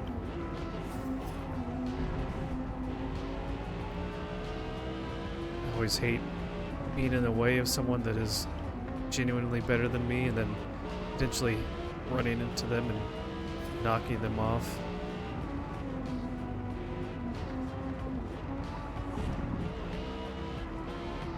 Ooh. Someone like him just spun out and he's just trying to get back on the track.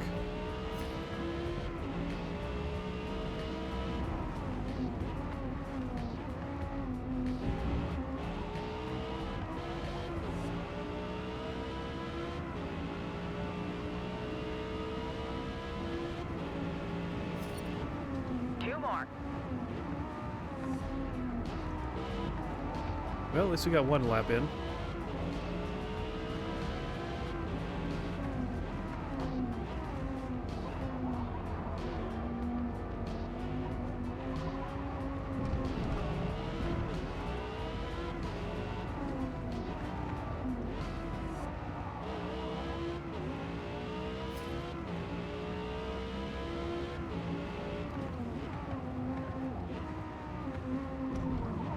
It's a little wet out. I feel like it's not too slippery, but it's not great. 30 seconds to race start.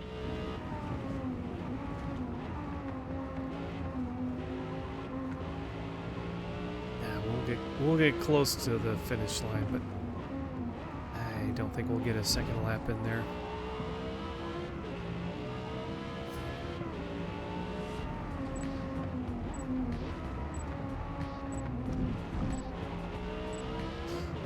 If we had another 20 seconds, probably could. That's all right.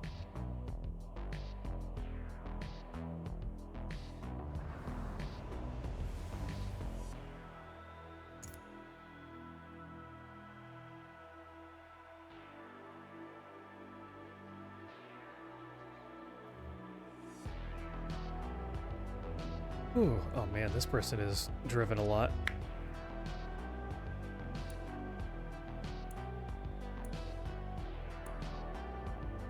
Well, except for a few people, they're almost all... Well, 1, 2, 3, 4. So 3 are higher than me, 4 are below me in their driver level.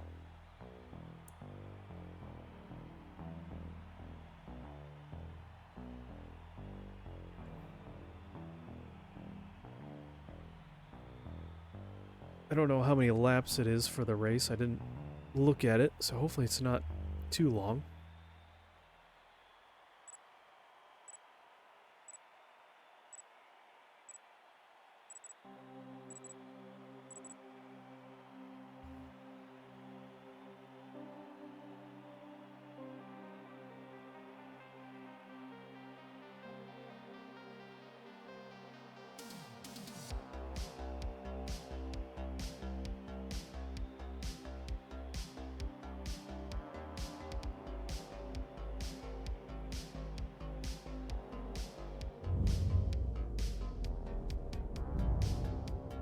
All right, here we go.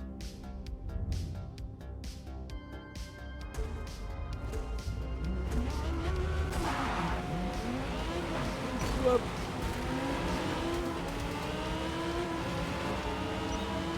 Some cars are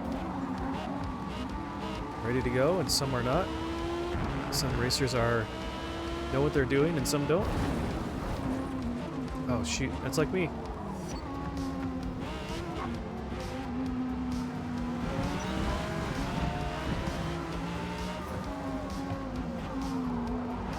Let's get our head back in the game here. Oh yeah, Don, has your food arrived yet?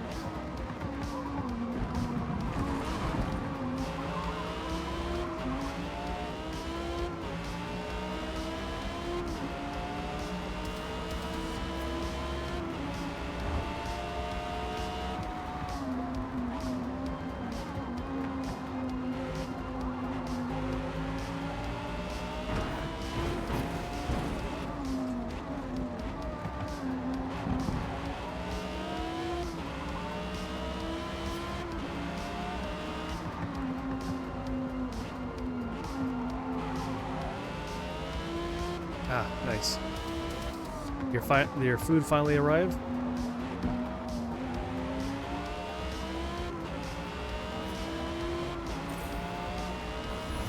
Oh, I did a while ago.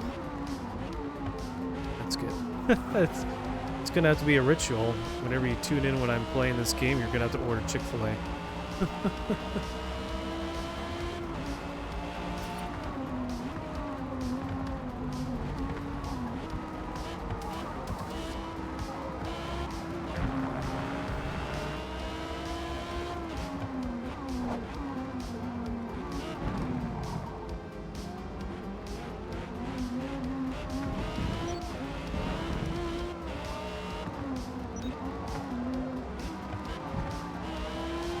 Well, none of us have a penalty yet. That's good.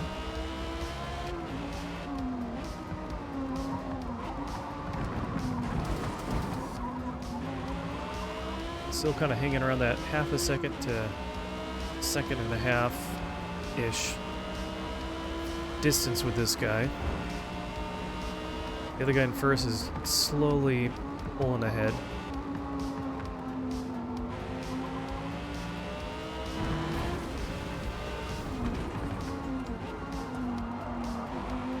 Just waiting for one of them to slip up. Hopefully it won't be me. Oh, and there we go. Oh, man.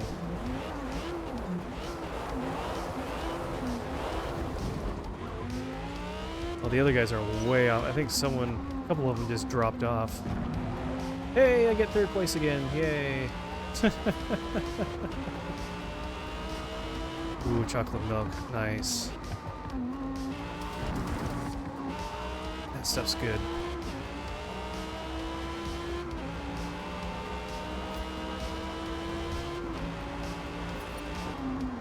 Well, maybe we can at least maintain our, Oh, there's some tires there. Someone hit one of those barrier things. Oh no, we're in second. Someone ahead of me just totally messed up or something. I don't know what he did. Hit something and went off the road, or... I don't know. The other guy's 16 plus seconds ahead.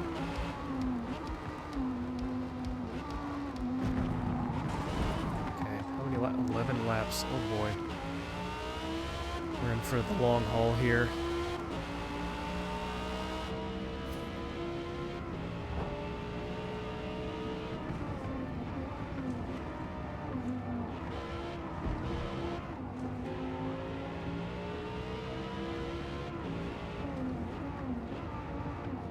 And I wish I didn't spin out right there on that turn the last lap.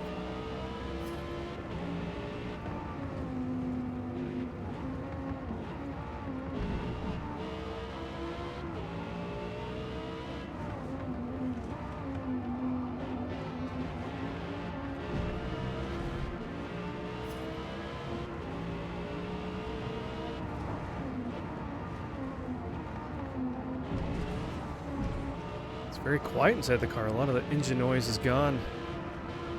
I can actually hear the music well.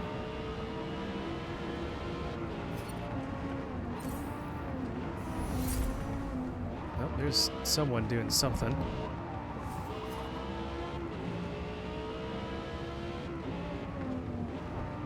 Oh, no, no, no, no, no, no. Yikes. All right. That corner always gets me.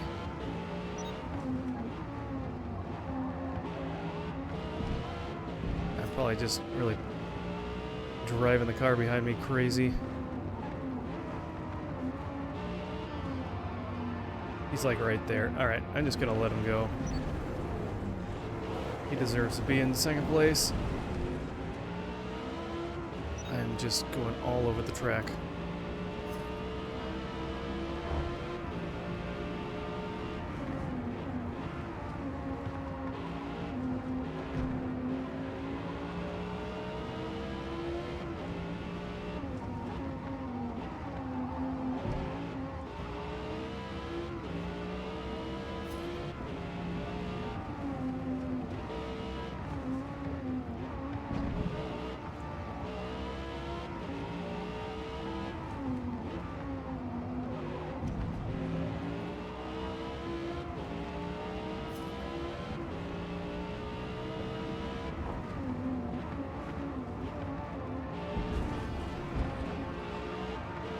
Oh man, this is gonna be long.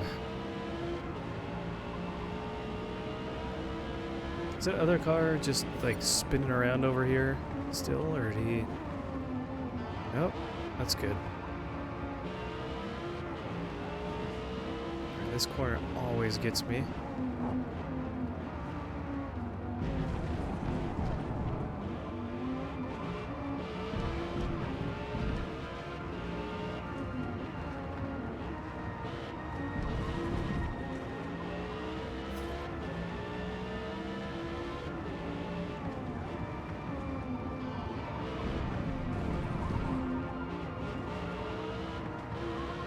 Okay, at least we're catching back up to him a little bit.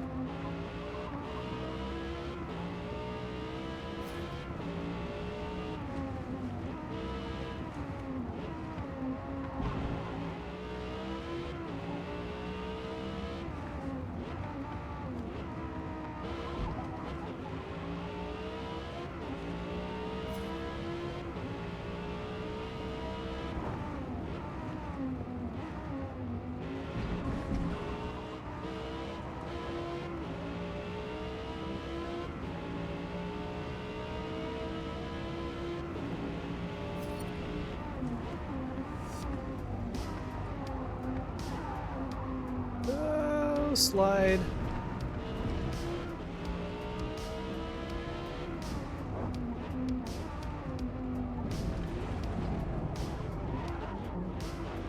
Be a little better if it wasn't raining.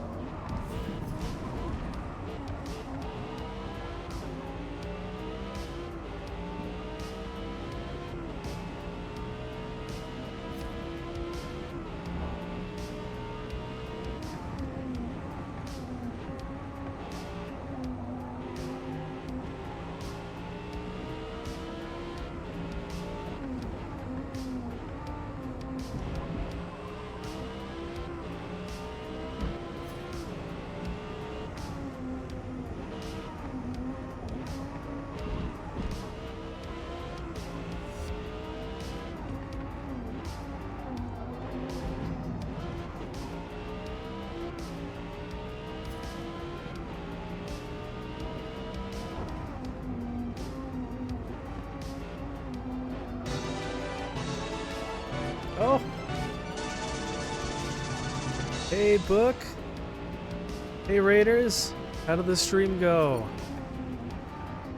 How's it going? I was kind of watching a little bit as I'm going. Saw you guys are playing some Mario Golf. How was that? Looks like you're having a good time. I wish I could have tuned in to hear more of the discussion. It's good to see you streaming again. The room looks awesome. Excited for your new streaming setup and everything.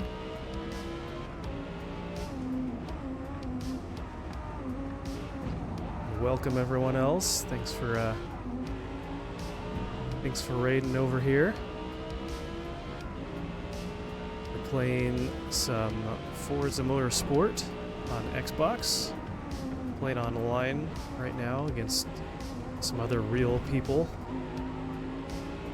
I didn't realize it was going to be 11 laps long, so we've been here for a little bit now.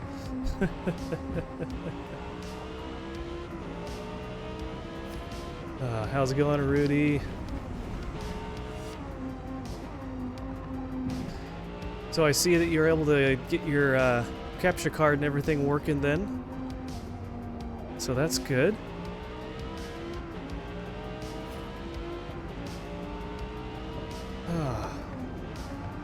So I know before you were did you switched over to play Mario Golf then, Book, is it because your capture card was acting up, or was it because you were talking about playing Final Fantasy VII, right?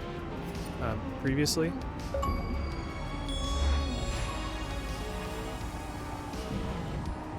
Oh, look at that. 100 laps in multiplayer. The Elgato. Do you know what's wrong with it? Or is it just like a setting thing? Or is it a software thing? Or it's funny because sometimes talking to people I hear mixed things about Elgato that works great, they never have problems, and some people always have weird issues with connectivity or whatnot. So,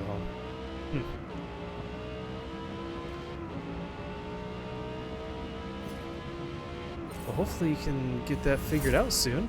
Oh, the Elgato works fine. Okay, so it's more a software issue, potentially. Well, hopefully you can get that sorted out. I'd love to. I wasn't around when you played Final Fantasy last time, so it'll be fun to check that out.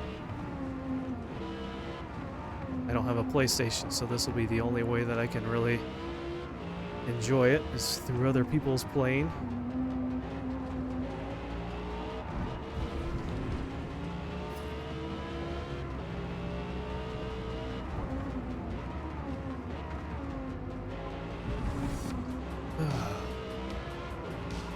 Cool. Well, yeah, it was awesome to see a stream again.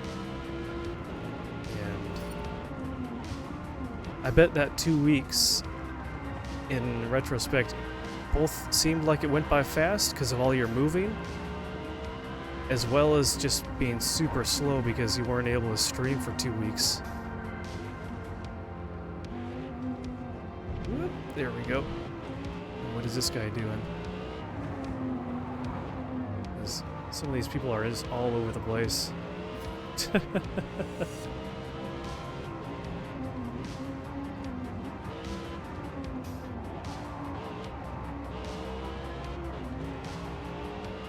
I have been playing Final Fantasy VII offline.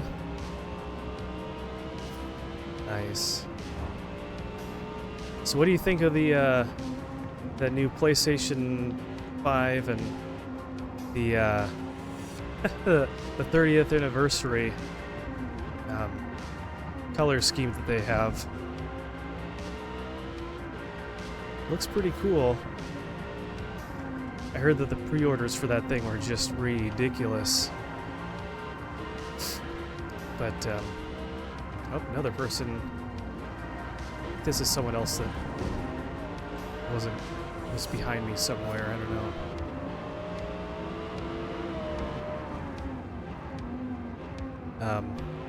But yeah, I heard that people were already like, they got their pre-order in and they immediately put on eBay.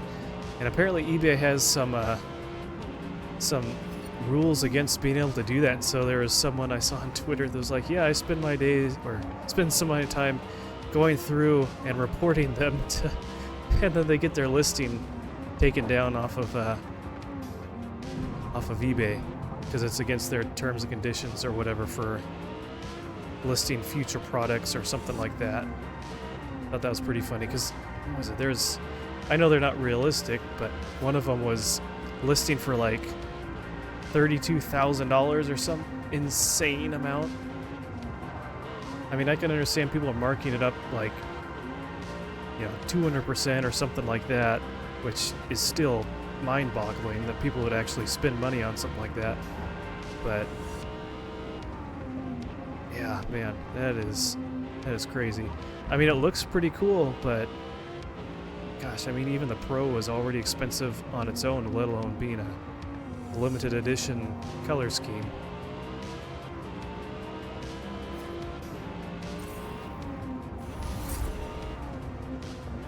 Is quite interesting that from different outlets and stuff that I follow or see on Twitter or this or that kind of looked and reviewed the Pro when they announced it. It's like, you're not really getting that much of a upgrade, and it's even more than the original PlayStation 5, because I think they were talking about how the PlayStation 4, when the Pro came out, that was the same price as the man, these guys aren't very good at driving. They're just all over the place. but the original went down in price, and then the Pro took the previous price point or something like that. And this time, everything is just going up in price. It's like, that's not a good look. And with it not really looking that great in the comparison shots, it's not that different. It's like, what are you trying to sell? Who are you marketing this expensive machine to? Saw the pre-orders were being canceled from scalpers. Yeah. I remember when, and what was it, when at least the last generation, maybe 2, when like the Switch was coming out or something like that, or some other Xbox or PlayStation, or just this and that. They had so many pre-orders for things. It was probably during the pandemic or something like that, and so people could only buy online, and it was just the scalpers and the purchase bots were just ridiculous. They made life so miserable for people that just wanted to get something fun. I think it was back when the Xbox One X and the PlayStation 5 came out or something like that. Whew. But, yeah. Oh, sorry about that. Smoking Ears 40, thank you for the follow. Sorry I missed that.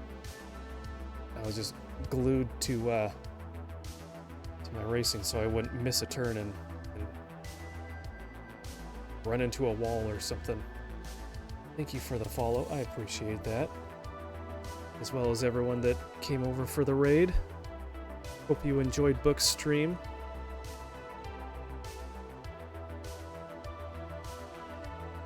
Oh man, we're gonna be waiting on these two guys for a long time. Does it say what lap they're even on?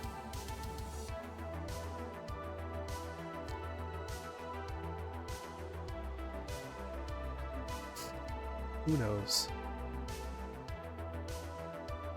And then 2 of them didn't even finish.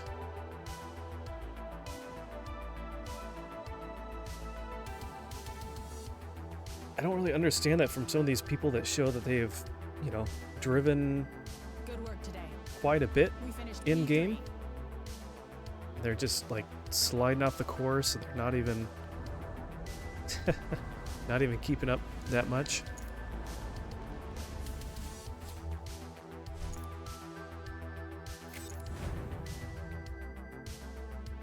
Okay, I think I will go just because. How many laps? 8 laps. Let's just go back to the other circuit or the series.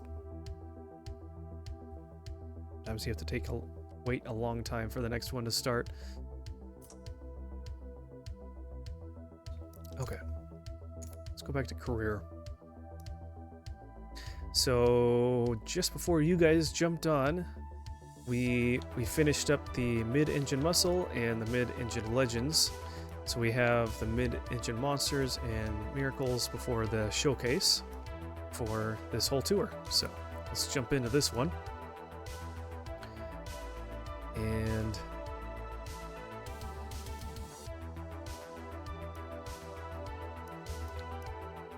ooh, Maserati, that's cool.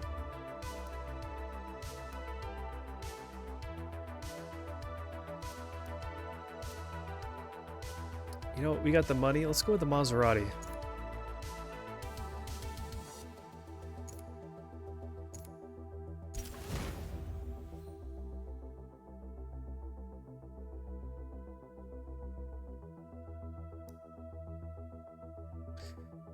All right, we are, let's see, 6 laps.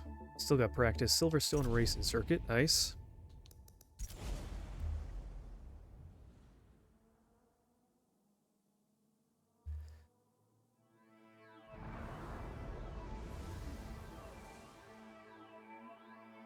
Silverstone was originally built as an RAF bomber station during World War II, before the empty airstrips were integrated into a race circuit to host the first modern Grand Prix race in 1950. So we'll start out with a couple laps of practice, and then we'll do the actual race.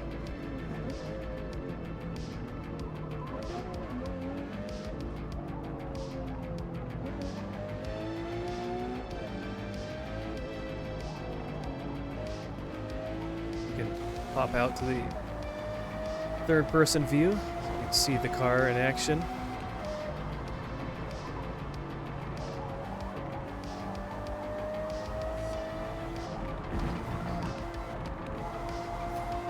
So those of you that haven't seen me stream before, I'm more of a variety streamer.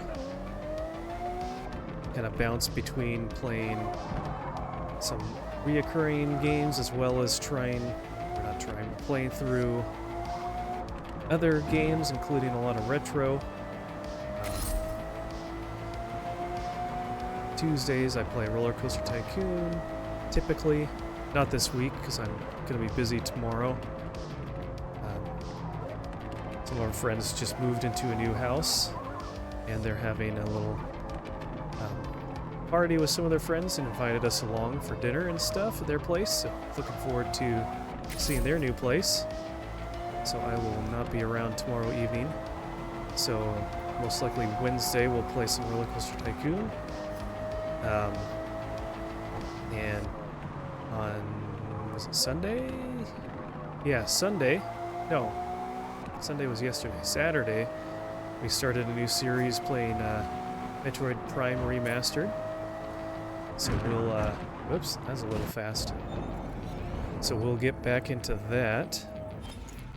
It's been a game I've started multiple times, but I've never finished, so looking forward to playing through that. Then I rotate between playing this as well as Forza Horizon. And a few different other things. Sometimes I'll play a little bit of Rocket League. Sometimes there's some Mario Kart mixed in. Project Zomboid. Several others that are easy to just kind of drop in and play a little bit. And break things up and have some variety.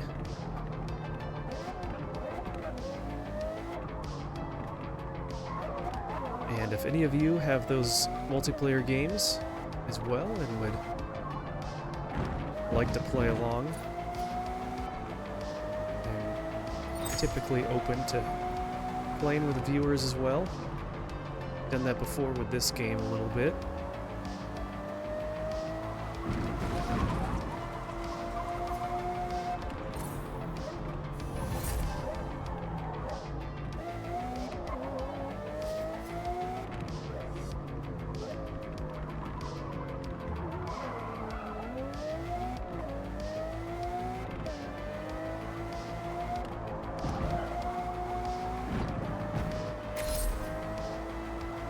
So, Book, when are you planning on streaming next? I forget what your schedule is normally like.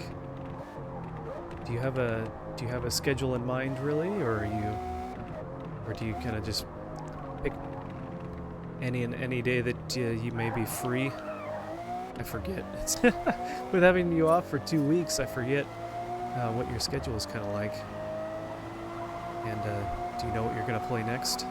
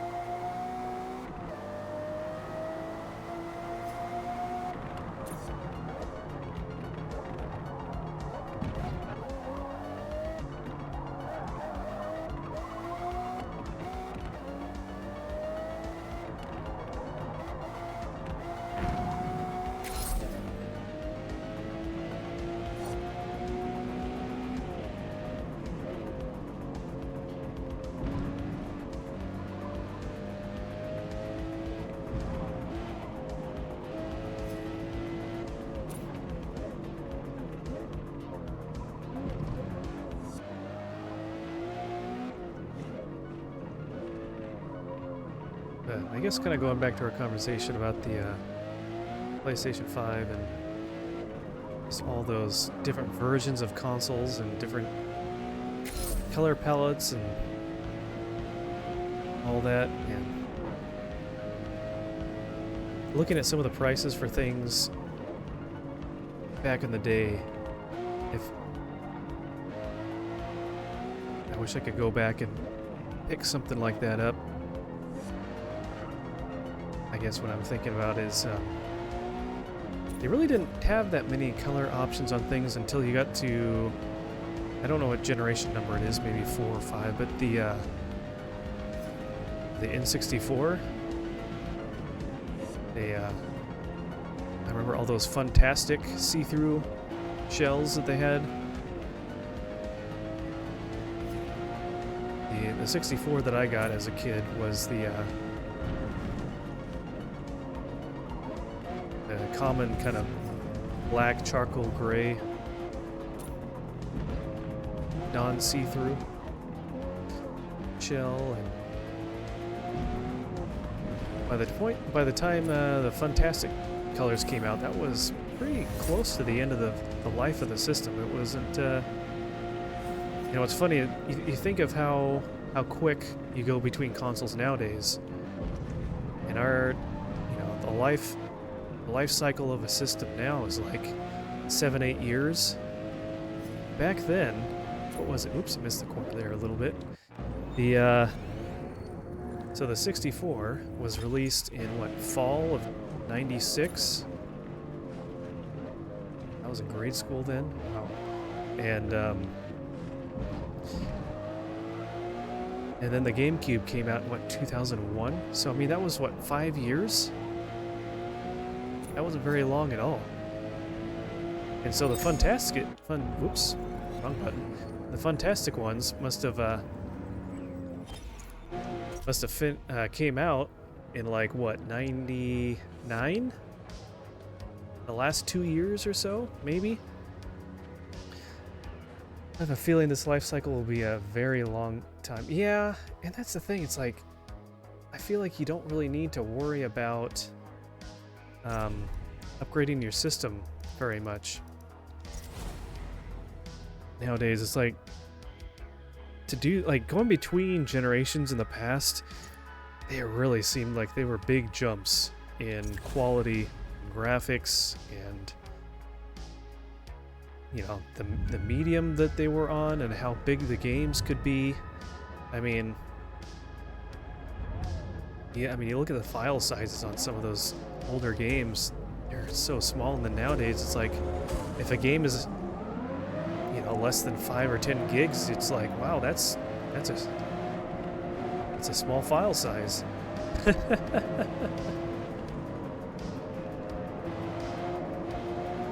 But I mean, it's like, how much can they really change the graphics? Whoa, watch out. How much can the graphics really change nowadays? Oh my gosh.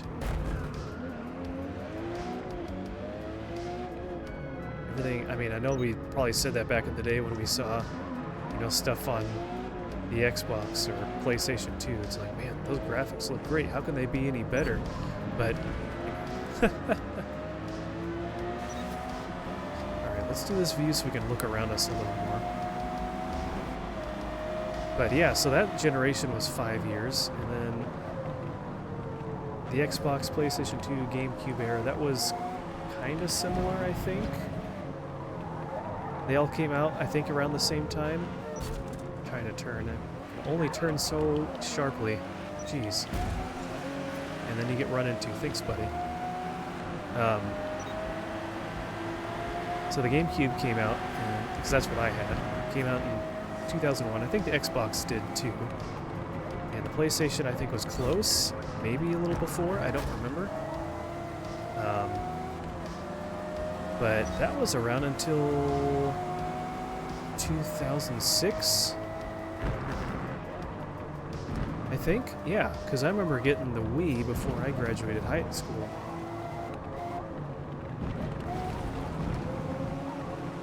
Just before. I think I was in... And that was a That was difficult to find too. That's ridiculous. So that was only like 5 years as well. But honestly, you know, I'm not complaining. I don't have to buy a new console and I can just keep playing fun games. I'd rather do that. Because these consoles are getting more, well, they can get quite expensive.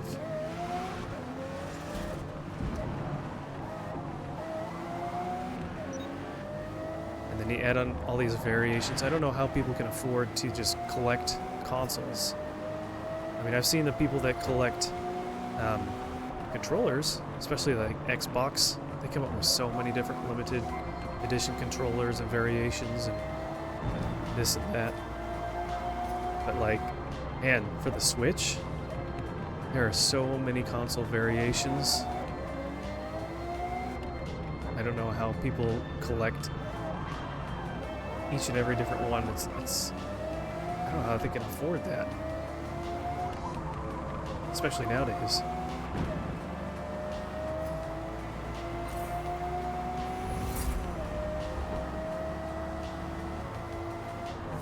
Because I got my Switch at some point within the first year of it releasing. I didn't get it right away. But then Animal Crossing was coming out, and you couldn't have your town. No, you couldn't have more than one town on one console. And my wife enjoyed Animal Crossing. She wanted to play it, and so we splurged and got a second Switch console so we could each play it. And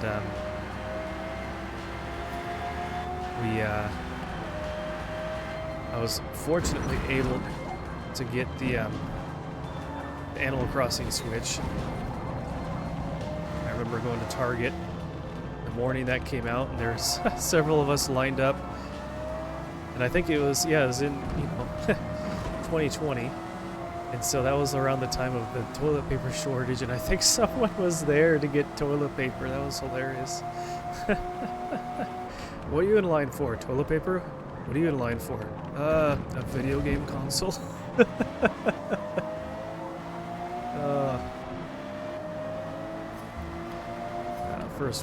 First world problems, that's for sure.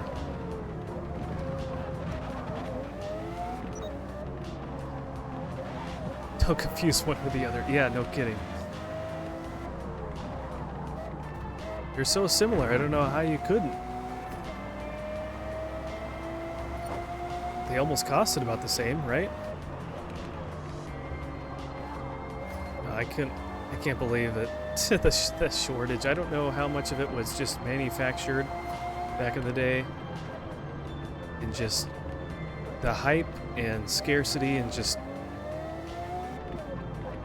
scaring people into buying a ton of toilet paper and then not having enough for everyone else.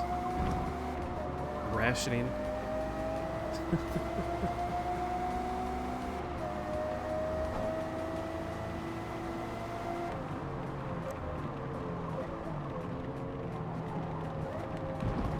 Man, we got 6 laps, huh?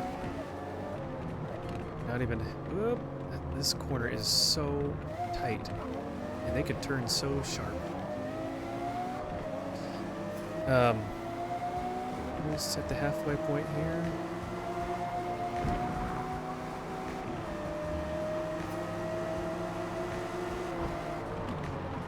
But I'm trying to think. Let's see, because the Game Boy, yeah, even the original Game Boy had a lot of color variations over time. For that, I think the only ones that really didn't were the original NES, besides the version upgrade for that, and the SNES. They only had a model revision. They didn't have any color palette changes for the shell.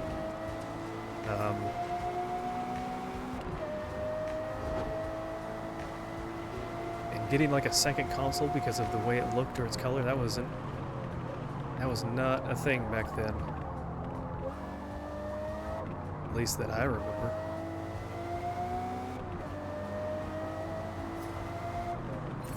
So I think like with my GameCube, I got Indigo one, and then it wasn't until probably about 4 or 5 years ago now. No, probably about 5 years ago that I got that spice orange 3 to go. one from Japan. Such a cool color.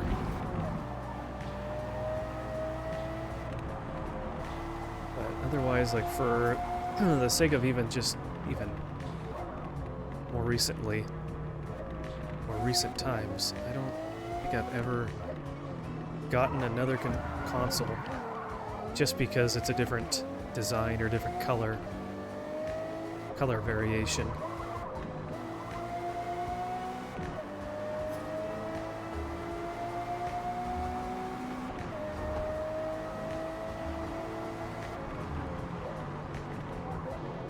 Any of you out there have gotten any cool different design consoles? Have to let me know which ones you got. My gosh, this car cannot turn with diddly squat.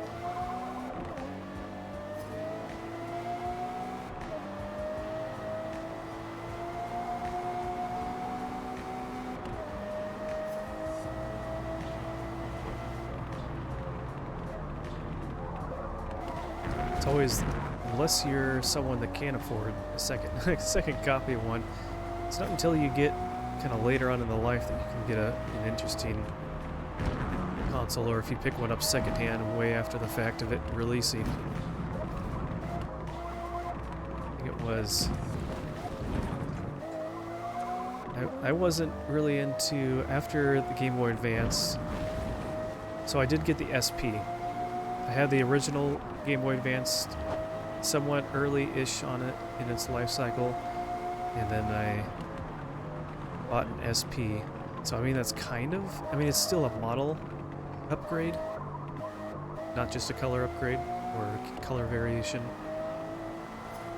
But I'm trying to think, I didn't get a regular DS until many years later.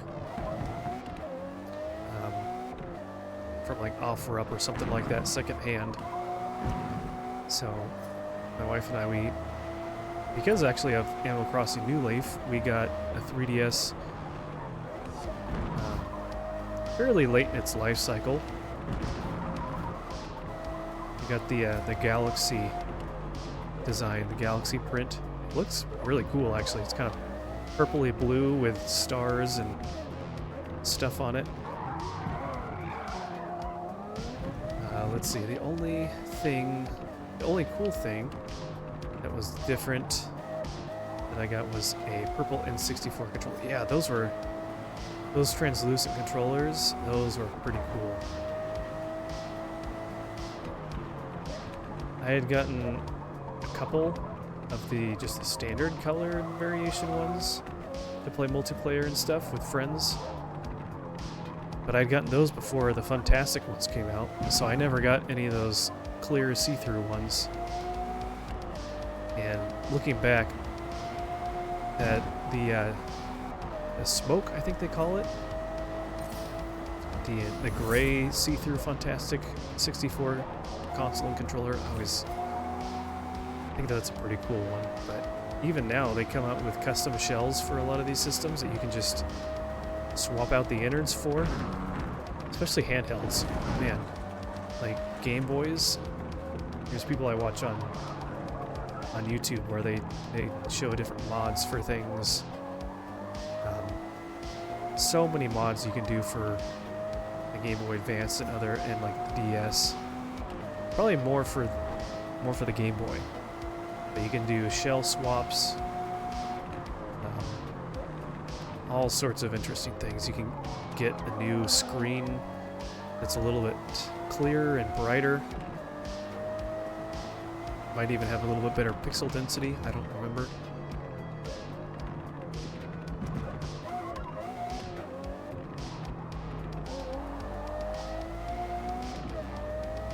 I feel like I've wanted to try my hand at something like that. I'm not the best at a lot of that kind of stuff, but I've done a little bit modding and stuff. But sometimes those kits are pretty expensive, and then you need to get a donor console for all the innards, and all the boards and chips and buttons and membranes and all that stuff, unless you want to buy new buttons and membranes. Whoop. Alright, last lap, finally.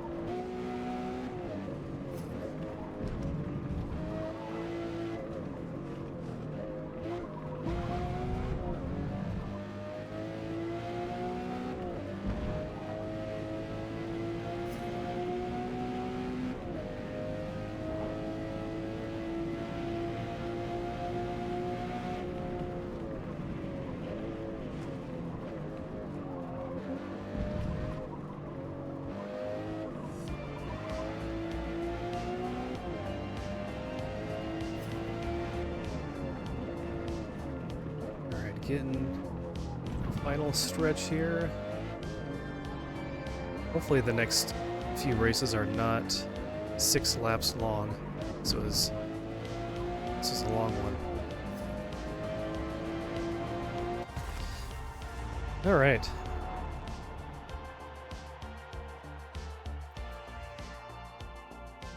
Nice work out there. And you may be thinking, man, why don't you... Hey, Don, look at that. You got second. Good job. You may be thinking, why doesn't Fuzzy Pickles do a harder difficulty? He's obviously so good at this game that he can do whatever. He's so good at the game. He was ahead for half the race. But I don't know. I feel like they don't evenly... They have like 8 different difficulty levels for this game that you can select from. I'm at 4 out of 8, and not long before you guys jumped on, I switched up to 5th place difficulty or whatever, and man, it felt like the jump. The leap between 4 and 5 was quite a big jump. Circuit de Spa-Francorchamps, located in the lush green Belgian I'll try it again to see. Hosts the prestigious annual Spa 24-hour endurance race. It just makes the, let's see, higher values make the AI opponents achieve faster lap times through more precise gas, braking, and cornering. Place first, second, or third to collect a bonus. So, I mean, I'm not all the way up to like pro here. And I am doing sport rules, which isn't just like very easygoing kind of rules, and it's not like high simulation rules. So we'll try this.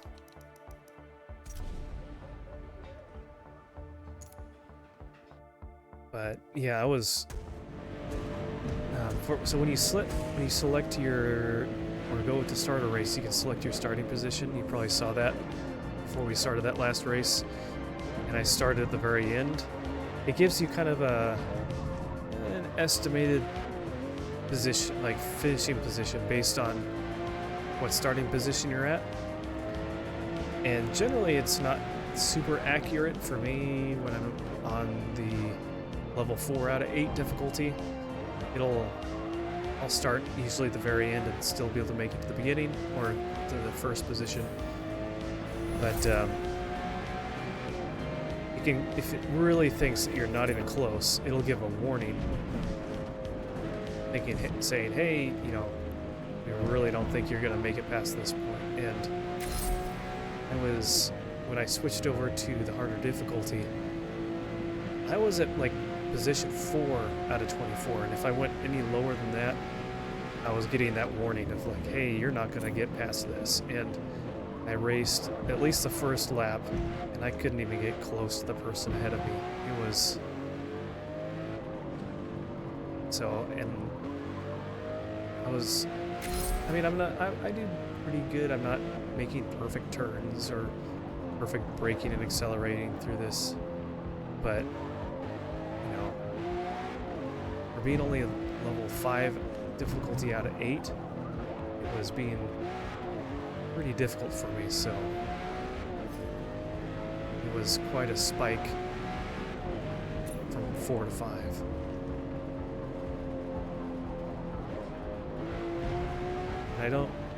There's a lot of fine-tuning in this game, because you can go to the nth degree with a lot of the detail and tuning and just preparation and everything with this game. And most people use like a racing wheel. I don't. I just have a controller. But yeah, I don't really feel like spending. I enjoy the racing part. I don't really want to spend most of my time in menus fiddling with options and things like that, which most of the time I don't even know what I'm doing if I was to fiddle with those things anyways. And it'd be one thing if this was the only game I played, so I could become an expert in it, but I like having variety and playing more than just one game. But yeah, kudos to those kind of people that can main 1, maybe 2 games.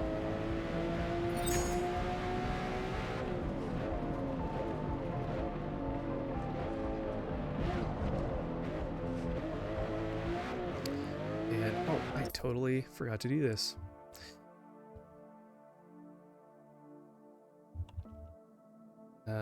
So those of you that were already here before Book started, give a shout out to Book.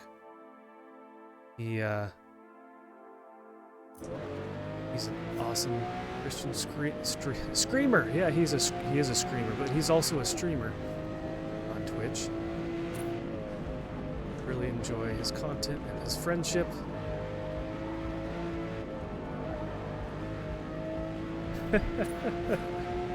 Just for that, he's gonna be next stream. You're just gonna be screaming the whole time. I was told I'm a screamer, so I'm gonna scream the whole time. No. Ah! No.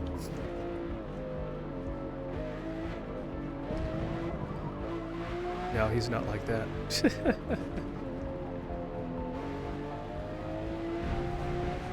No, but I do. And thank you for making me mod. I was not expecting that.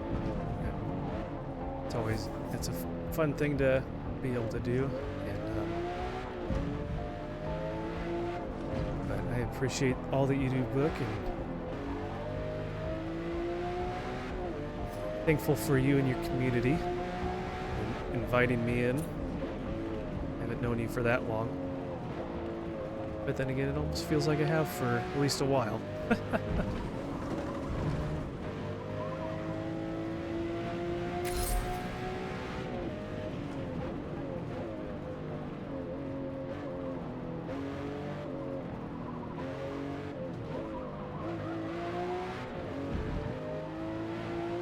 And oh yeah, so are you? You were talking before about looking for a job and all that. How's the job hunt? Are you jumping into that soon, or are you still kind of settling in and getting things situated and moved in and kind of getting your life adjusted to your new place for a little bit, or are you still doing Uber or DoorDash?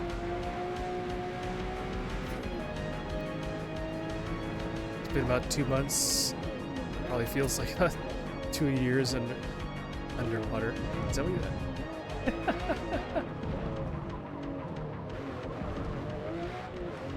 2 years underwater.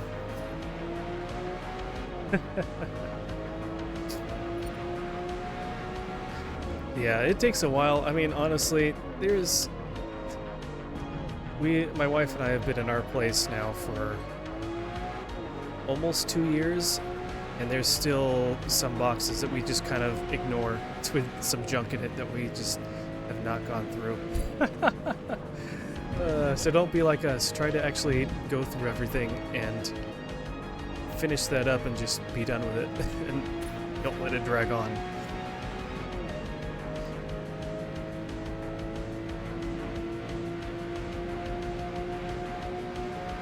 It's usually just the kind of stuff that I don't know. I've looked through it a few times. I just don't want to deal with it. It's like, I don't know what I want to do with these items.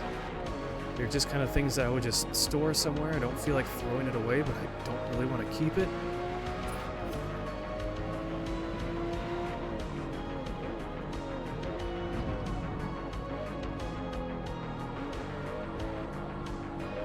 I hate how easy it is to just accumulate just stuff and junk. It's kind of like different things as a kid that I still have. I still have stuff at my parents' house that I need to pick up eventually. And it's like, I don't miss it. I don't know what to do with it, and I feel bad throwing it away. And I don't know if it's something that it's worth giving away to a thrift store or anything like that. I don't know. Especially when there's like personal kind of things.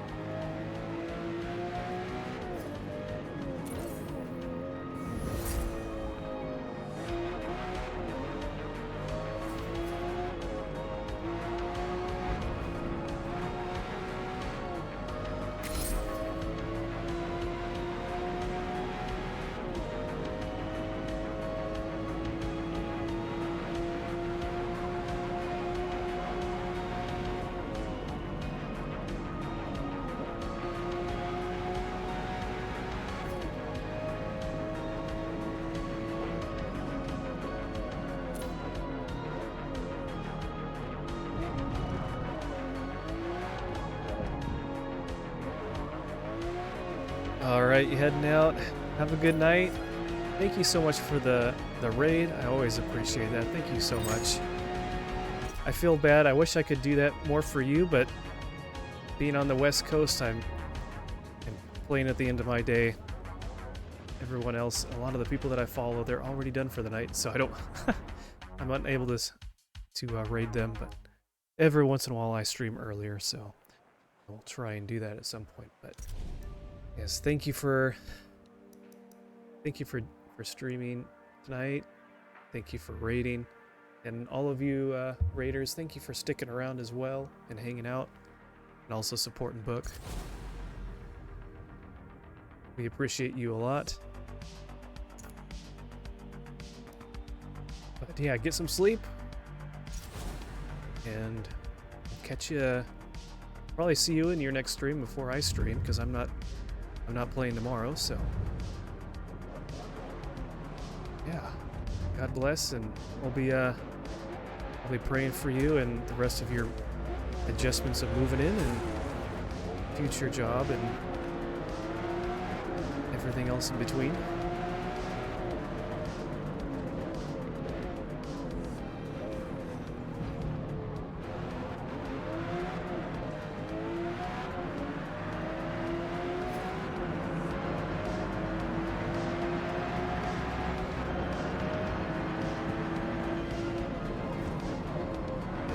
Those brakes, they can slow down real fast.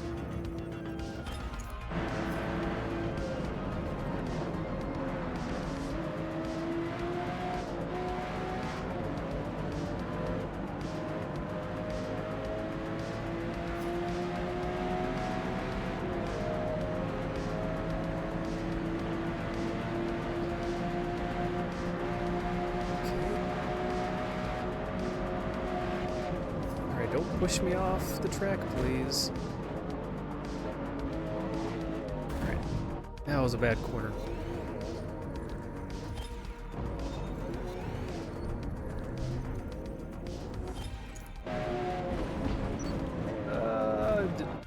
Yeah, can't slow down. It's a bad point. Right. This other car wants to cut in front. What? And they just come out of nowhere too. Yeah, they just can corner so well.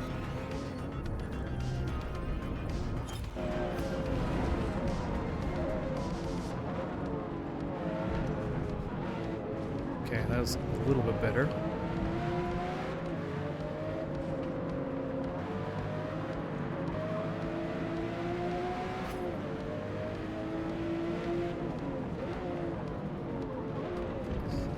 So the goal is to not try to make collisions with other vehicles and try to race cleanly, but sometimes that's unavoidable, especially with some of the computer.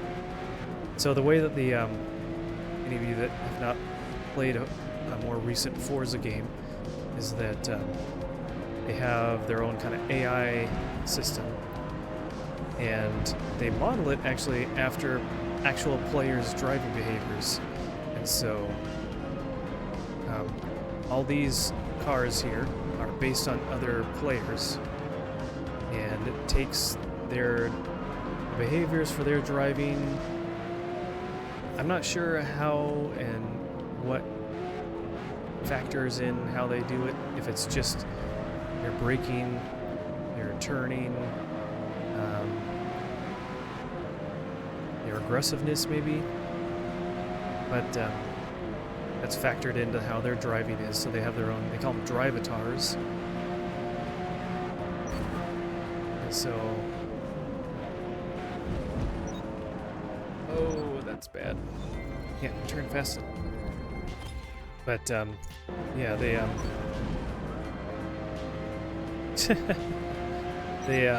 oh, really? Penalty is about half a second. So yeah, if you have too much of an aggressive contact, you'll get penalties, time penalties. Sometimes they're just really difficult to get around.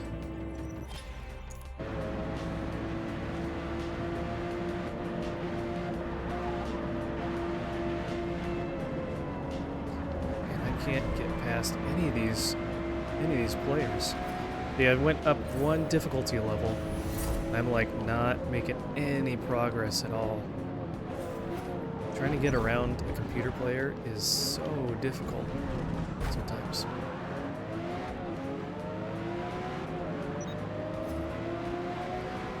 And if you have just a simple little bump, it's not gonna really ding you much.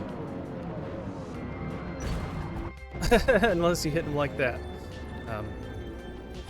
Just a minor fin. I need to go back a little further. But yeah.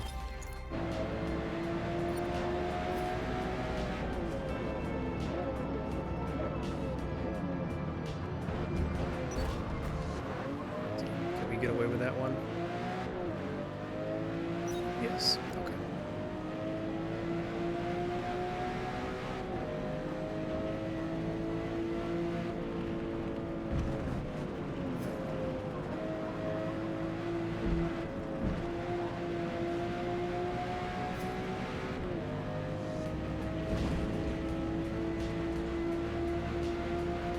I mean, just the difference between how easy it is to catch up to computer players from level 4 to 5, it's like, it almost feels like I went up 2 or 3 difficulty levels, because as you can see, I had to start in like position 8, not last, and oh man, maybe I just need to go back and like readjust my upgrades so that I can have better brakes, because I can barely brake in time.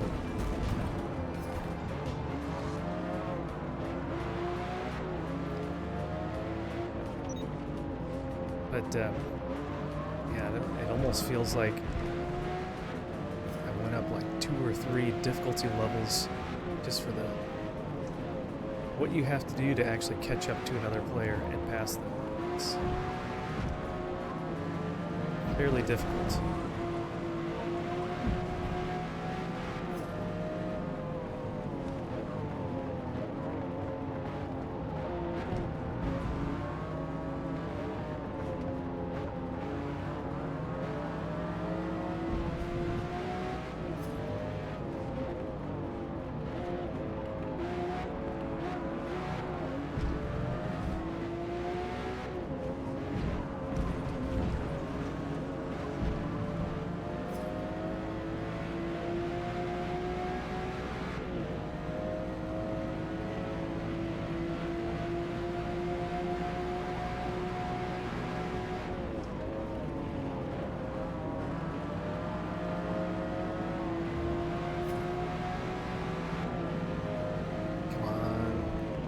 Shoot, I did not brake early enough. You have to be so much more aggressive to pass people.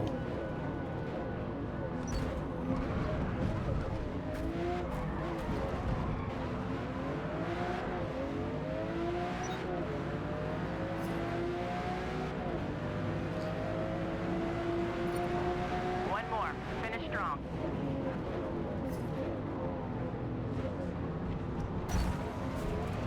Man, he like sandwiched me up to the wall.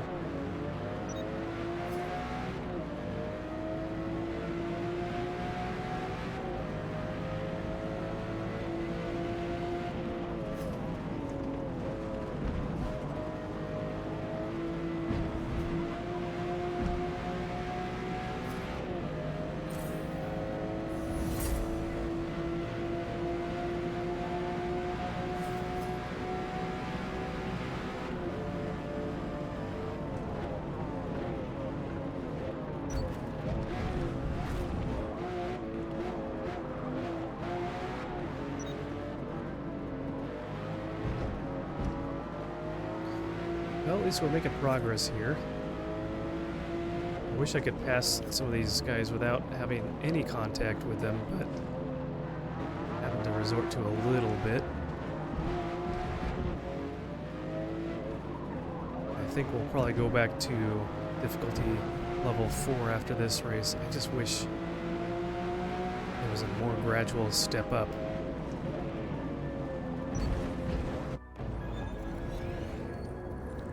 They just don't give me any space to get around them. Get on the outside, and then you start going too wide or whatever, just to keep up with your speed. You can't corner as fast as they can.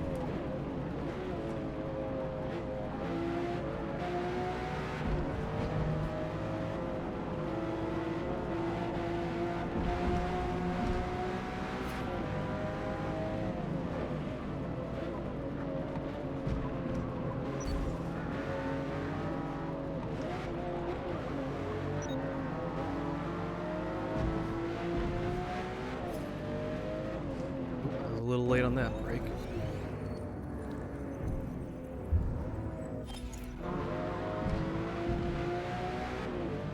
It's nice having a rewind feature, though. This game would be so much more frustrating having to restart a whole race just for making one bad turn. I think I've spent a lot of time as a kid playing racing games and just having a poor corner or two and having to restart a whole race and just spend, half an hour just trying to complete one race. And it's funny, I actually did that not too long ago. I was playing through Need for Speed Underground for the first time, and I got to... Oh man, can I pass him here at the very end? Oh my gosh. Did I get it? Oh man, that was probably the slimmest of margins. Wow.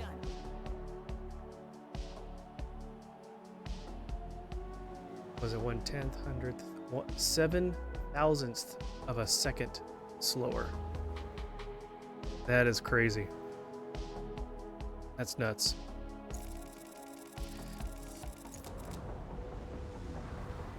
But yeah, I was playing through, which you can, I have a, here, I'll just throw this up here. I save all my VODs on, up to YouTube. So if you enjoy the content, you're more than welcome to, actually, can I check my difficulty here? You're more than welcome to check it out there.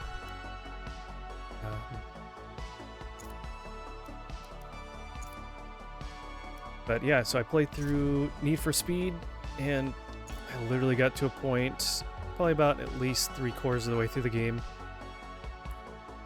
and I could just not finish, because you have to get first. You have to get first to progress in that game. You can't get second. You're only going against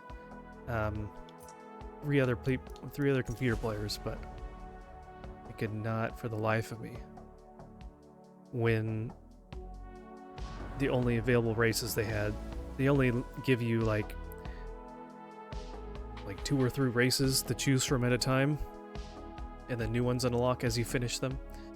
So In 1966, the I just could Daytona not International finish Speedway them, sports and car circuit features I think I spent a good hour trying to finish 2 different races, and it was unsuccessful. And it's like, you know what? All right, I've had my fun with the game. I'm done.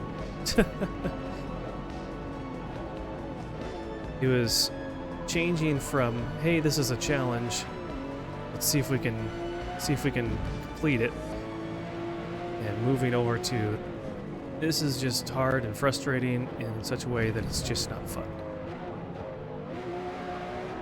And I was on just the normal difficulty, so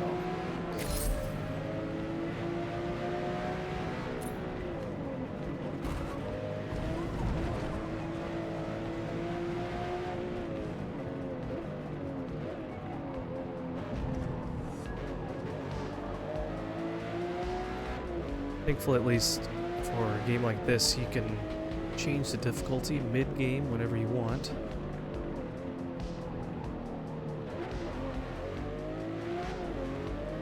And the other Forza game that I play, Forza Horizon, you haven't seen or heard of that game. It's more of an open world arcade style racer. So they have different races on, it's all on like real roads and stuff. It's they base the game on like a real geographic location. So like the current one out is based in Mexico, and they will maybe have like real cities or towns in the game that they'll scale down, but they'll handcraft roads and all of the terrain otherwise. And so they'll have road races, some of them being circuits, some of them being point-to-point races. Then they'll have, and that's typically on cement roads. They'll have races on dirt roads. Those are pretty fun too. They'll have races then going cross country. No roads at all, just driving across fields and grassy hills, dirt down the side of a dirt mountain, or a dirt hill going down a mountain, going through the forest, all sorts of things. It's a little bit more forgiving. It's not as technical as this game, but they do have certain features to customize your driving. So whether it be special tuning your car or just getting certain upgrades, they have that there. And they have, oh man, at this point they have like they have over 800 different cars to choose from in the game. all the way from current cars, whether it's regular ones, some of the regular ones you might see on the road somewhat, or exotic cars, and then they have other older cars throughout history. Even they have, like, I think you can even get like a Model T or an old Willie Jeep that you would see that was from like World War II or Vietnam or something like that. So they've got quite the range of vehicles that you can race with.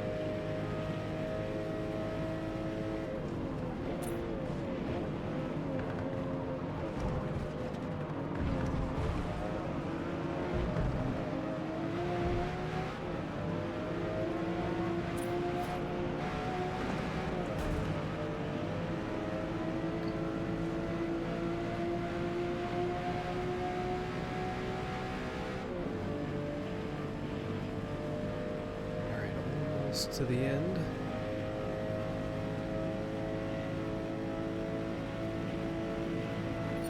Okay.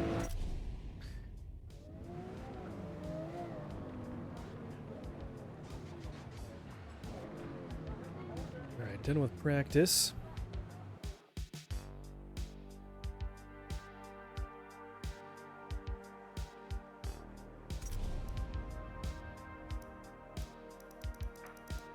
And so that little warning sign I was talking about, that's when your projected finish section there, right there it's saying between second and fourth, it would be an orange, and then it have a little warning sign with like a exclamation point in it. And so basically that shows up, when they really think that you're not going to be able to make it to the next, or make it up to that point or better. And kind of funny, I went back to difficulty 5 or 4 here from 5, and I can go all the way to the last position. But if I was at difficulty 5, I would probably have to be up here and somewhere in this range. So let's go ahead and do this.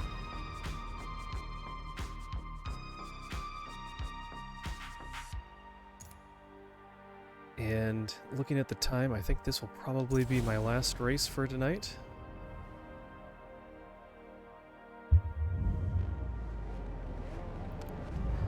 I haven't looked at the clock, and I'm surprised how late it is already, but that's all right.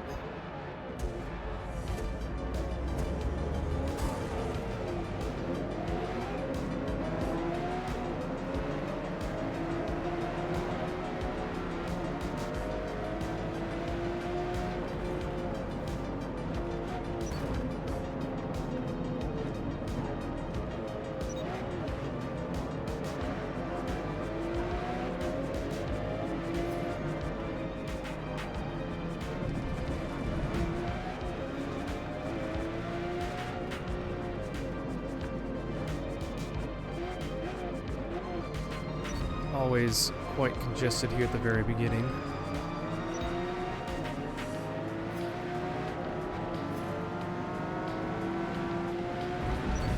Oh man, I had room to go around him, and then he just decided to move over and push me off into the grass. That was great. The computer has a mind of their own sometimes. You never know how they're gonna react. Oh, I didn't. And this guy wants to go wide around the corner, so he's running into me. There, oh, he wants to get past the other guy. I see.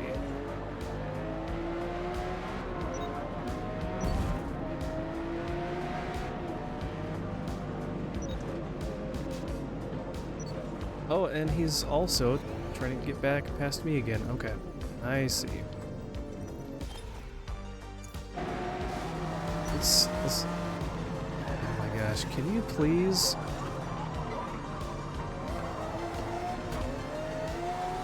Yeah, back when, so I started playing the Motorsport series, this one, back in the third game, and they didn't have these, you know, things about penalties for having collisions with other cars.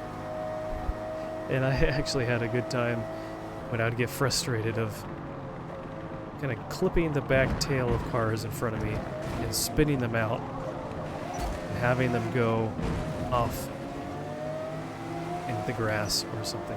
And that was, I enjoyed doing that, which you can't really get away with as much in this one, this version.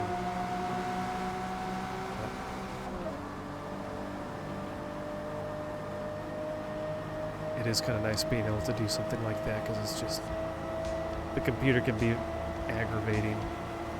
But I mean, look how slow they are. Okay, now you're giving me the squeeze up against the wall. Thank you, car. I mean, you can see how quickly I'm able to approach any and all of these cars. Man, it's like when you start running into them, it's like glue. I'm literally trying to move away. Okay, I'm turning the wheel left, and it was just keeping me right next to it the whole time. There we go, that's better.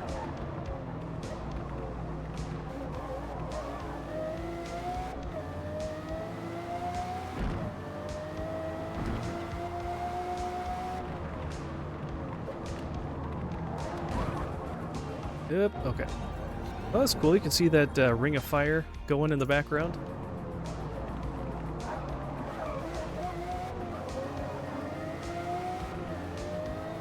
I do like the details in this game. Every version they've done a good job of adding more detail to the game, making it more realistic in how things appear and the lighting. I think they do really well with the weather and time of day, especially when it's like getting to like sunset and the sun is just kind of barely over the horizon.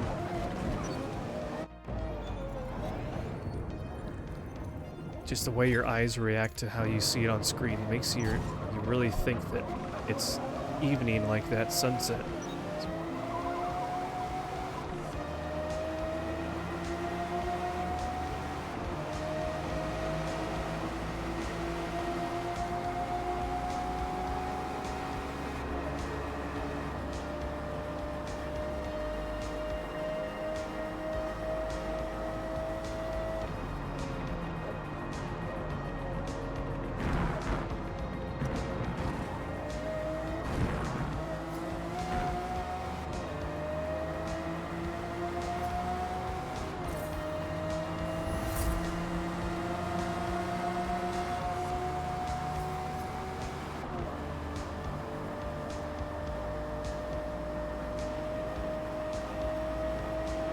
Past this guy. They just randomly slow down too for not really sure what reason.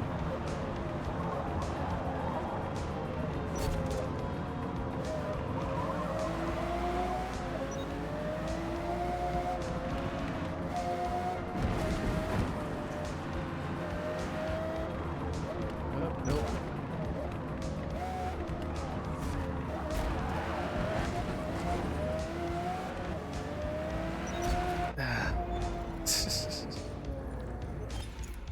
Let's turn a little sharper up. Sometimes they're good at adjusting when you're next to them, and sometimes they don't, and they just cut and turn right into your car and just smash you.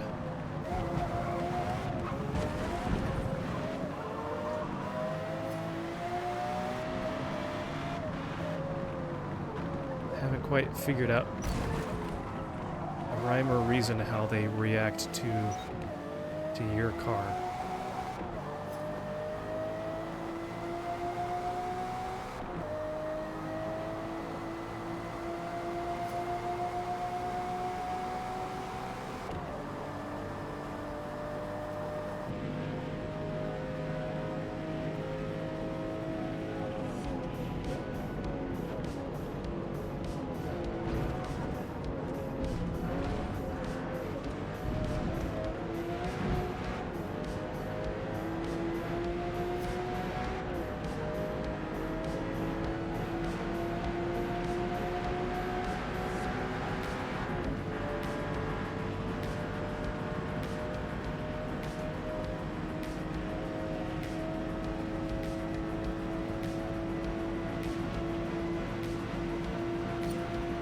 Final lap. You got this.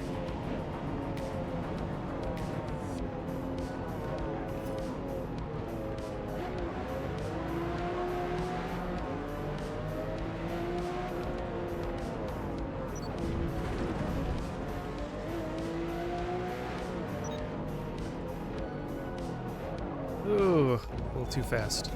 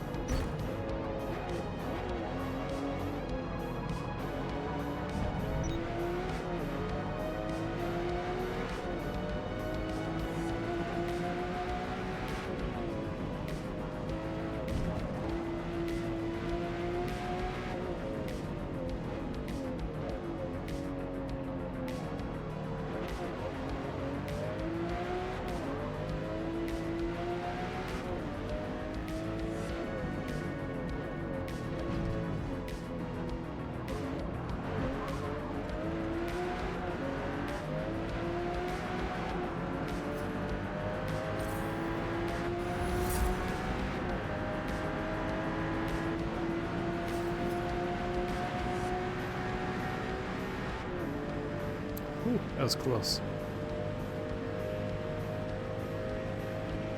Just barely able to get around him without bumping into him.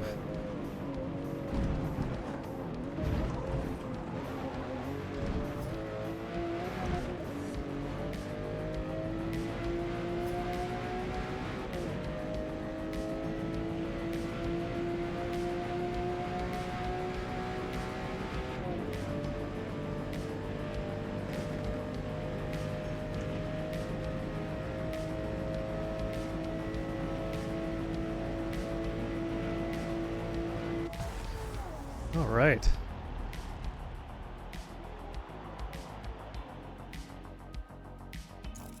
Great work. All right, well, I'll finish the last race next time. If it wasn't so late already, and if I didn't have to get up a little bit earlier tomorrow, I would just finish it. But with the practice and the race, it takes upwards of 20 minutes or so at least. So, but thank you all for joining tonight. Thanks for coming over from Book's stream and supporting him as well. That's going to be it for tonight. I will not be streaming tomorrow, but most likely on Wednesday. So we'll probably play Roller Coaster Tycoon on Wednesday with another scenario. And then hopefully we'll do part 2 for Metroid Prime on Thursday, maybe, I guess. So, and after that, we'll see what's going on after that. So, but let me see if there's anyone online that I know. Doesn't look like it. It's kind of late already. All right, well, I guess I will leave you here. Thank you again so much for hanging out and watching. God bless everyone. Thank you so much for being here. I'll catch you in the next stream. Take care, everyone.